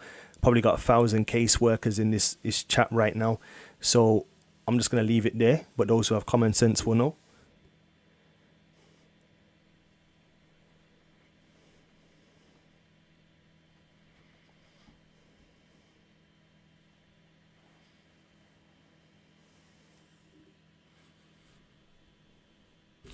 Now, this is one of my issues with this 12 tribes chart. Like I said, I believe that there are Israelites scattered in all these nations. Yeah, Cuba. In fact, Cuba allegedly was named after Yoruba, and a lot of Yoruba was sent to Cuba. And one of the biggest rebellions, or not rebellions, because that makes it sound bad, but one of the fights for justice in Cuba was led by a Yoruba woman, I believe, off the top of my head. I do believe that there's Israelites in Puerto Rico, Jamaica, Haiti, Hawaii, and all over the place you'll see Negroes as a minority. But the thing that I find very cunning about the images in these charts is that even when they put the nations that our people are scattered to, they always have a whited out version. So if you look at here, Panama, it's got those kind of native Mongolian people. Mexico, Mexican, But when it comes to Levi and Jamaica, they're always dark. Puerto Ricans got that Native American look. It's like they're lightening out certain places for their own sexual fetishes, because when you go to these places, you see Negro Mexicans, Negro Guatemalans, Belize, Cubans, Colombians, Ecuadorians. You see Negroes there. But when you see it on a chart, it's like it's somebody else. It's these Native American phenotypical people, or a lightened version, as if these people don't exist and they're not the minority and they're not oppressed and they're not treated unfairly and marginalized and so on and so forth. So even in the chart, it's like there's some blanqueamiento. It's like there's some whitewashing, some bleaching of the nations to fit in somebody's personal appetite, which is concerning. And it's not just found on one chart. It's found on most of the charts. Outside of Levi and Haiti and Benjamin and the Jamaicans, and Reuben, most of the other places are just light. Or they have some random native Indian that looks at variants to everything else. And then look, Cubans, it's like a European kind of, it's a Gentile lady, pretty much, with a flag. So it's like, what's going on? It's like there's an attempt to whitewash or to replace the Yehudim with counterfeits or Gentiles for whatever reason.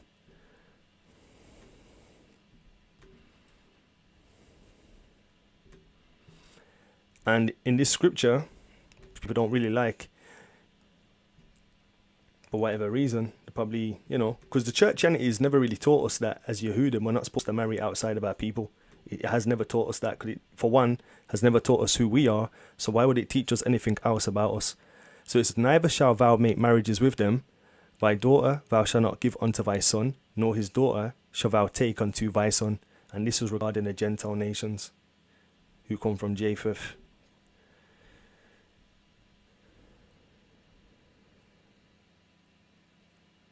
So like I said, this 12 tribes chart seeks to replace or leave out nations, i.e. Africa, and areas outside of the Americas. It's like it's a very American-centric map. Like there's no bruise to the four corners, just one side of one corner, North, Meso, and South America. Yeah, there are Israelites in North, Meso, and South, but there's not just Israelites in North, Meso, and South. There's Israelites or Yehudim all over the gaff. Still oppressed, still a minority, still going through hard times, still despised by their brethren on this side and their brethren from that side, and then their brethren are falling over head and heels to appease the Gentiles.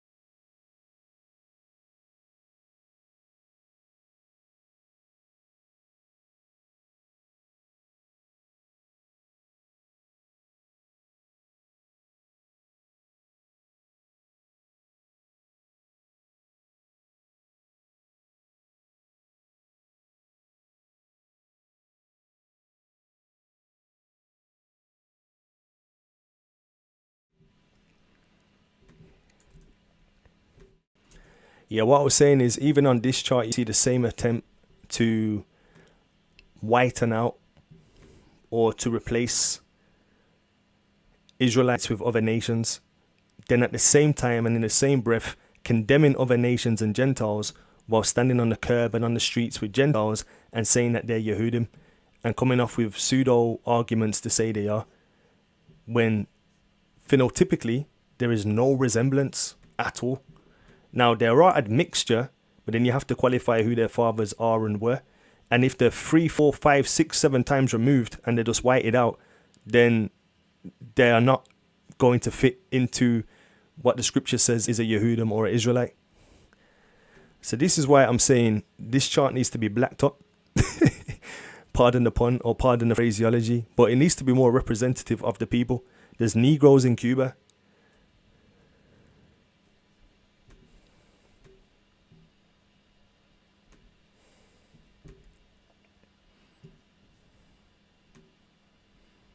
I get it. People wanna experiment with Gentiles and that. I get it. I understand the fetish for whatever reason you want to do what you're doing. But there's Negro Cubans, Mexico now. People are putting this in. Oh dear. Yeah. People are putting. Like I said, I got no issue with Native Americans, Mongolians, no issue at all. This is the thing though. You're being lied to, and our people are lying to you, and they're deceiving themselves. There's Afro-Mexicans also. So-called Afro-Mexicans or Negroes. Same with Bolivia. Whether Bolivia is on this chart, I don't even know.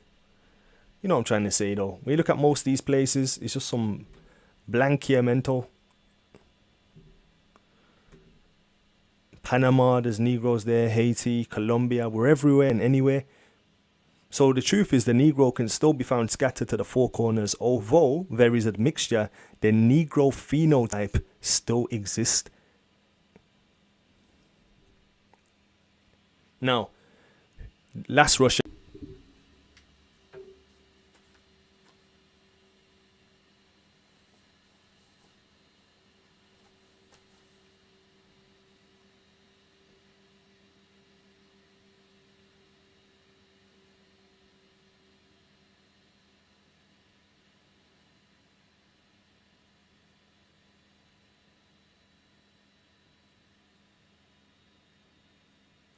Who cares about how many went into slavery in North or South? The fact is, people went into slavery. What's the point, man? People are arguing over silly things, and they're probably trolls. So why am I even talking about the troll? But anyway, which matches who now? Who's Rush, and who's our? Or are they one in the same? Are they all Mongols? Are they all just Mongoloid, meaning mixed? Or do these people still exist? The Negro still exist, or is it just a concoction of mix?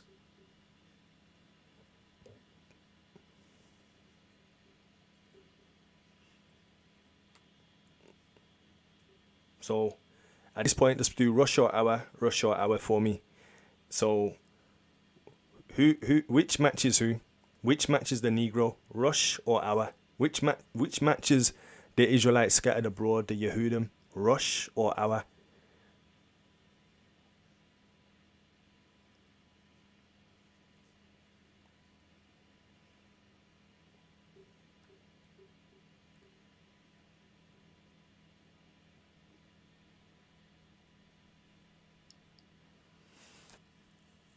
Even at this point, there's 14 dislikes, but I understand people have gone through cognitive dissonance. You've been in your camps, and it's been battered into your head that, you know, the Chinese man is Moab and Ammon, and because he had intercourse with their daughters that had some funny eyes, and that's the story for the Chinese man's eyes and the Japanese man's eyes, which is silly. That makes no sense. It's adaptation based to where they are based geographically, and certain places you have certain features, you know, to combat sandstorms, snowstorms. Your body adapts to certain environments. That's how the Most High made us.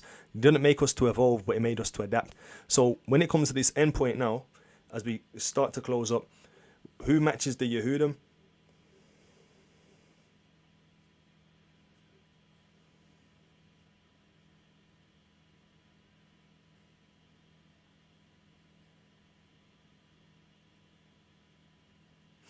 Somebody put Jennifer Lopez, no.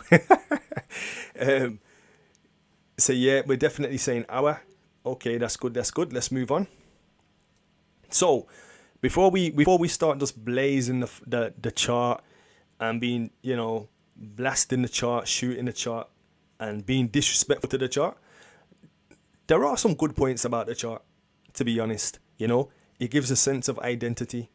Most people look at the chart and they can see that they don't really know themselves. They don't really know their identity, where they come from, who they are when it comes to the Negro community. The Chinese man can look at his name, Chingwan Sip, and realize he's from the province of Chingwan Sip. The European can look at his name, John Scott Murdoch, and realize he comes from Murdochville. But then when it comes to the Negro, he's called Smith, Pot, you name it. So when you look at the chart, it's like, where do I really come from? So it triggers a person to say, you know what? I need to know where I come from. And this is where a lot of people are drawn to the chart, because people say, where do you come from? They don't know, and they're able to pinpoint, to a degree, to an extent, a place where you could be. So it stimulates people to think about themselves and where they could be from, and why do they not know basic questions to their own identity. So it sparks interest in history. It makes somebody do their due diligence. So the chart had in my opinion, it had a good intention, but it's outdated and it needs to be updated, and it needs to have certain things erased from or taken off if you're going to use it and parade it. But like with most things, truth reveals more truth and things become outdated or obsolete.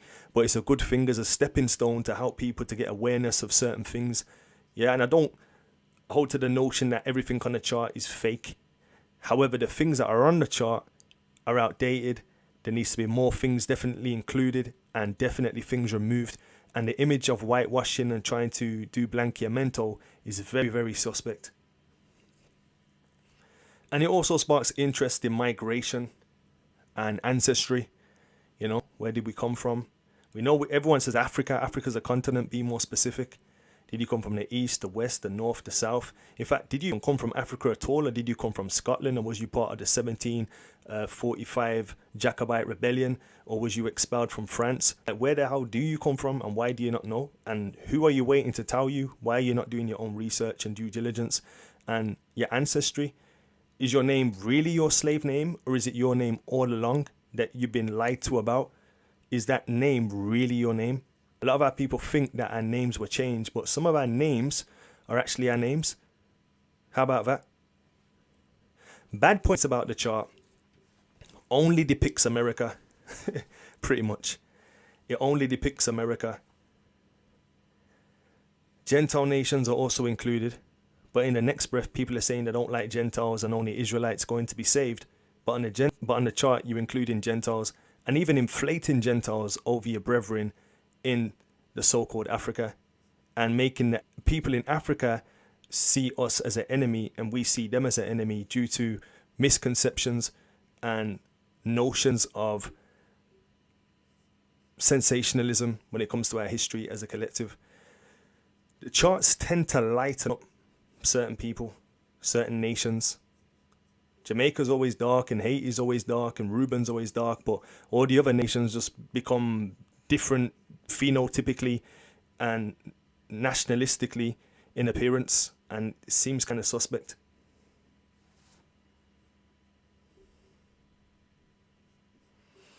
Now, one more thing.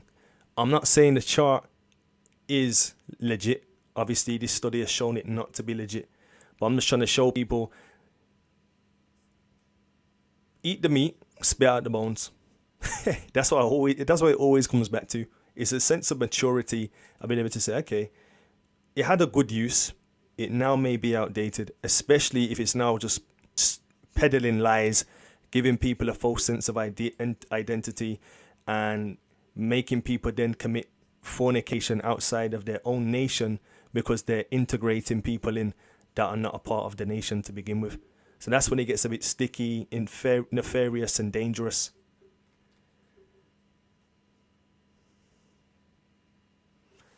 Now, I've got a short video, and then I've got 2 more slides, and I'm done. So I'll get back to you in a second. Actor Don Cheadle has never heard anything about his ancestors who lived through the aftermath of slavery. Chickasaw Nation Freedmen Roll. This document is an official enrollment card for the Chickasaw Freedmen, the former slaves owned by the Chickasaw Nation. Owned by the Chickasaw Nation. Owned by the Chickasaw Nation. Your ancestors were enslaved by Native Americans. We find that the biggest killers of black folk for a long period of time were Indians. If you raided a town or a village, guess who was the first person you run into in the fields? Was a black person. Because the slave codes of 1705 says a black person could not arm himself, he couldn't carry a weapon, he couldn't carry a tool, he could not raise his hand to defend himself, he could not strike back. So Indians said, hey, we got a good guy to raid. And the whites knew that. When they put the blacks out in the field, they used blacks for burglar alarms. So every time there was an Indian raid, they the ones who went down first. And that's why all the 5 civilized tribes in America then became slaveholders. Not only were they slaveholders, they were slave traders. They paid the Indians $20 for every runaway slave they chased down and brought him back. And that's why also when the Civil War came, all the 5 civilized tribes in America fought with the side of the South to prefer slavery because they didn't want to lose their money and wealth either. And I still have blacks running around saying, well, I'm half Indian. Nobody wants to be black. A meeting of the 5 civilized tribes and found most tribes have kicked the blacks out. That was one of the things that the Creek people wanted to do, was to get it back to where that the Muskogee Creek Indians would have full control. The chief says there were no major complaints, but when the Cherokees did the same thing, 92-year-old Roger Nero filed a lawsuit. And they just rejected us. Chief Wilma Mankiller says she sympathizes that it was not her decision, but my job now is to uphold the Constitution. In the federal lawsuit and appeal, the Cherokees won. But among the Seminoles, the historically close relations between black and red have not changed. We have 12 Indian bands and the 2 freedmen bands. Lawrence Cudjoe, head of the Bruner Band, says it's because Seminoles and their slaves fought together against the U.S. Army. Our forefathers, they died together. First African Baptist Church, the oldest black church in North America. The building built by slaves. The gentleman that laid the first brick laid the last. The balcony hold pews that actually were built by slaves. They have the oldest information in this building. That information is written in cursive Hebrew writing. That information is written in cursive Hebrew writing. That information is written in cursive Hebrew writing.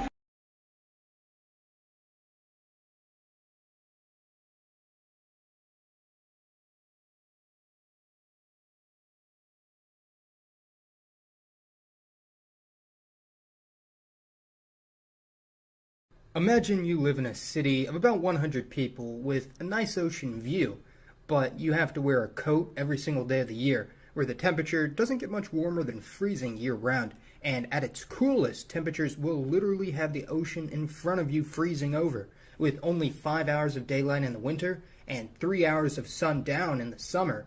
It may sound like a remarkably uncomfortable existence for some, even with today's technology, but for thousands of years, the Inuit, or Eskimos, have been living this astounding lifestyle in one of the world's harshest climates. Their lifestyle, their rituals, practices, culture, environment is all of extreme interest to a growing number of people in the Western world, especially us in the United States and Canada, considering they live just to the north of us, however have been largely unaffected by the modern interconnected world we live in when compared to other indigenous Americans. And it's true that they do have a few quirky cultural practices, but are they really native there?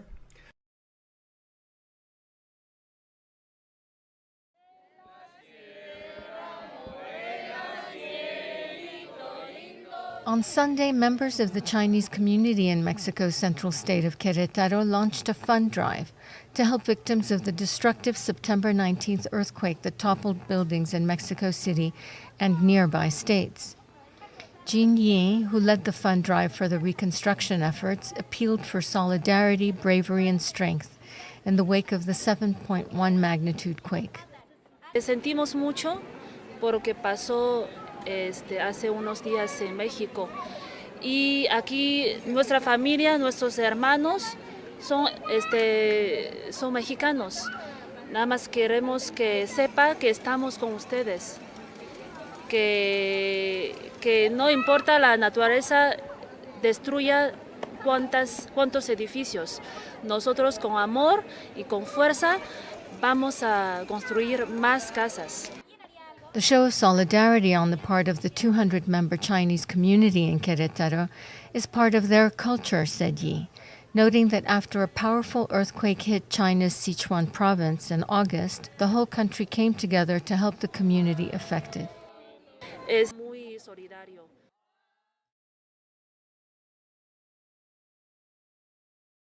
This country is home to more than 1 million Afro-Mexicans, yet these are marginalized and often forgotten communities. They represent around 1% of the national population. Mexico's 2020 census is the first ever to include Afro-Mexican as an ethnic category. Mexico's legacy of slavery began hundreds of years ago. The slaves in Mexico were in the places where there was mining. This town was founded around the year 1800, most likely by fugitive slaves who escaped to the coastal regions where they could survive on what they found here. Today, that original African culture still exists in a state dominated by indigenous tradition. Yet this stretch of coastline between Oaxaca and Guerrero states is an impoverished part of the country. There's not much tourism here, and local industry doesn't extend far beyond fishing and agriculture. Yet few black Mexicans leave to seek better opportunities, and those who do find the wider country not very welcoming.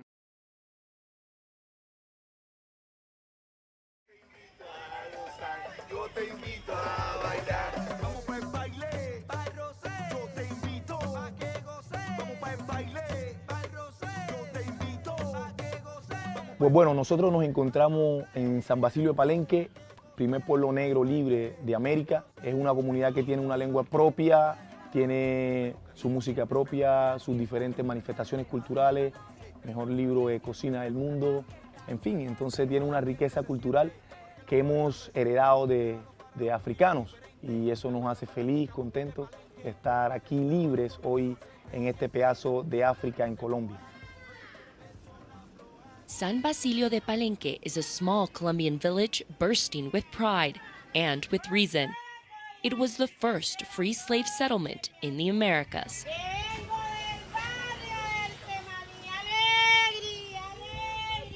In 2011, Palenque gave birth to the musical group called Cómbiles a mí, meaning my friends in the native Palenquero language. Andrés Padilla Julio, known as Afroneto, is the director and the leader of the group. Hoy Cómbiles a mí es la agrupación que hace un género llamado RFP, que quiere decir rap folclórico palenquero, con sus instrumentos tradicionales, tambor alegre, llamador, marímbula, maraca, tamboras, lengua palenquera y narrando la vivencia propia de la comunidad. Que le dio somía ahí cuadrada para montar la música. Cómbiles a mí is a hip-hop group made up of musicians, singers, and rappers celebrating their unique culture.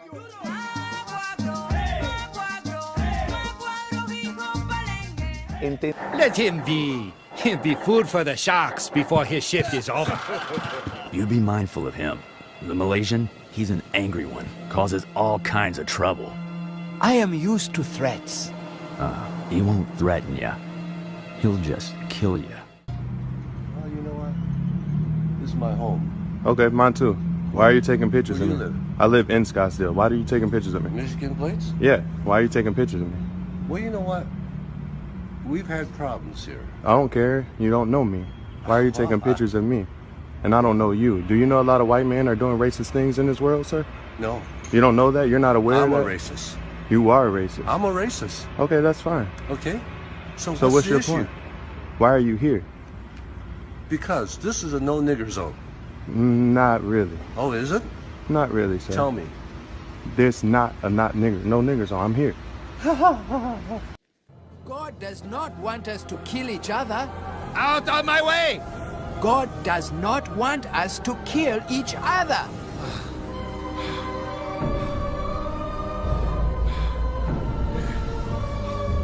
You don't need to do this.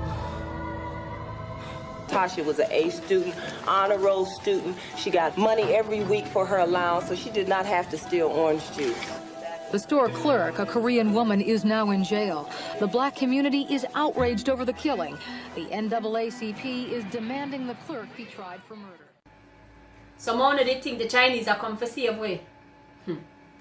These are the very people who could put us back into slavery.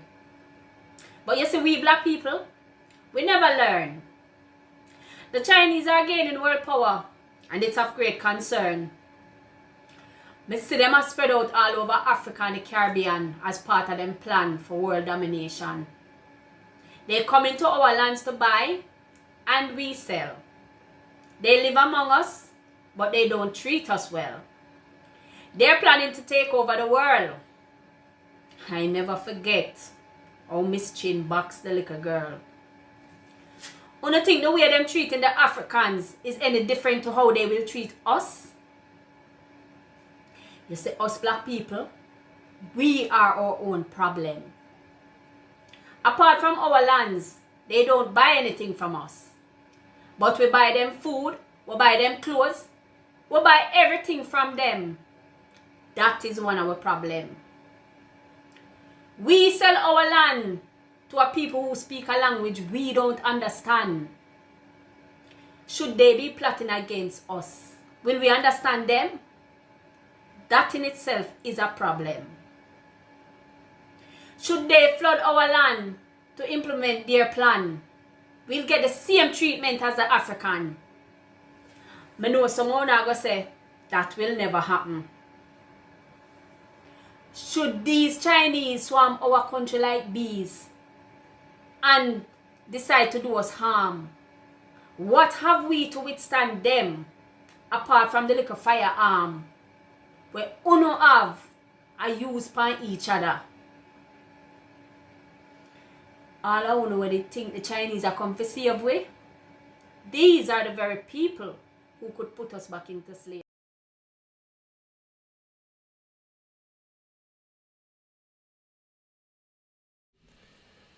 Yes, people. So what I was going to say, yeah, there was an act in Virginia, 1670, and it read, no Negro, so that's one definition of a, no Negro or Indian.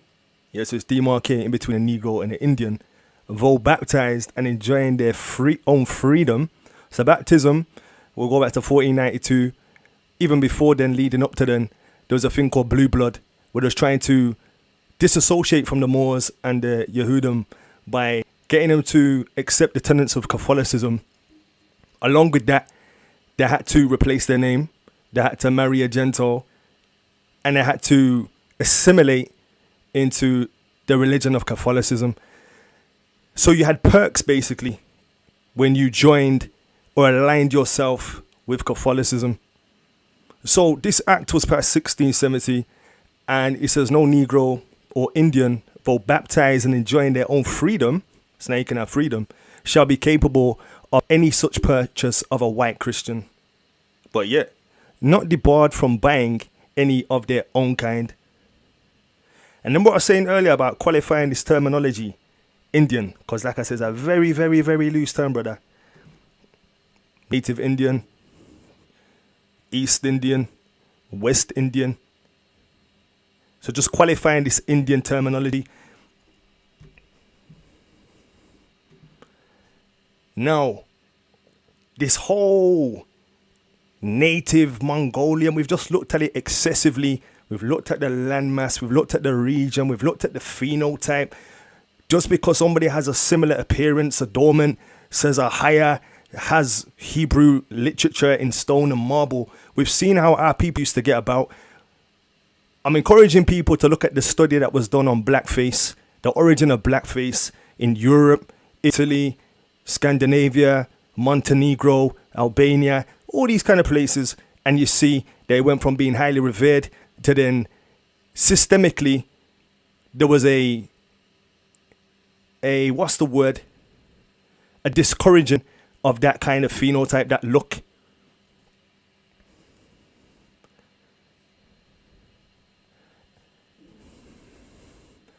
Now, I just wanted to end on this. I might do a quick summary again, but I might just end it on this. So Zephaniah says, gather yourself together, yea, gather together, O nation not desired. So when you look at the minorities generally, or the oppressed in most places, throughout the four corners worldwide, you always see it's the Negro who's being oppressed by and large.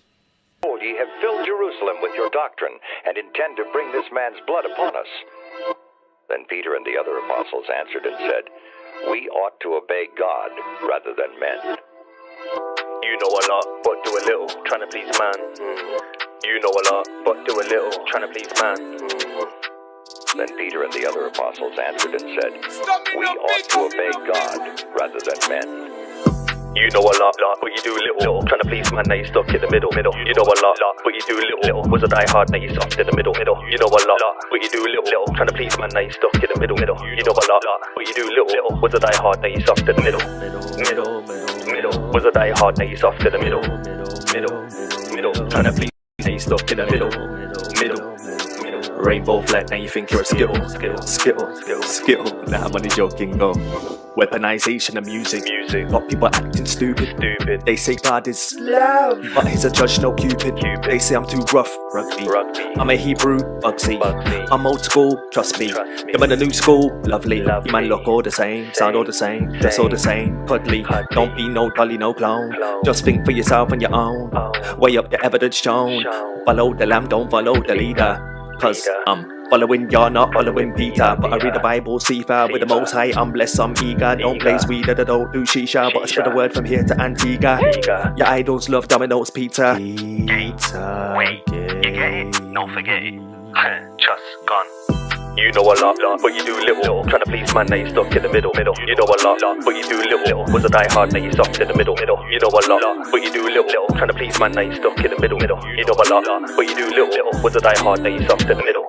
Middle, was a die hard, now you soft in the middle. Trying to please man, now you stuck in the middle. Rainbow flag, now you think you're a skittle. Nah, I'm only joking, Did not we straightly command you that ye should not teach in this name? And behold, ye have filled Jerusalem with your doctrine, and intend to bring this man's blood upon us. Then Peter and the other apostles answered and said, We ought to obey God rather than men. Stand like the brave, don't come with a dribble, cause when the angels come, they come with a sickle. This ain't basketball, so don't dribble. I'm not a baby, so don't tickle me with lies. One Jesus, blonde hair and blue eyes, don't tickle. I don't come with riddles, no riddler. Don't tell white lies, that's sinister. Not a politician, prime minister. I'm a pilgrim, oh tight, yeah, how shy in the building. You stick to lies, we stick to building. The word became flesh, no typo. Your idols drink blood on a D-low. Expose your whole team with the lies, no. And share the videos on my iPhone in all your time zone.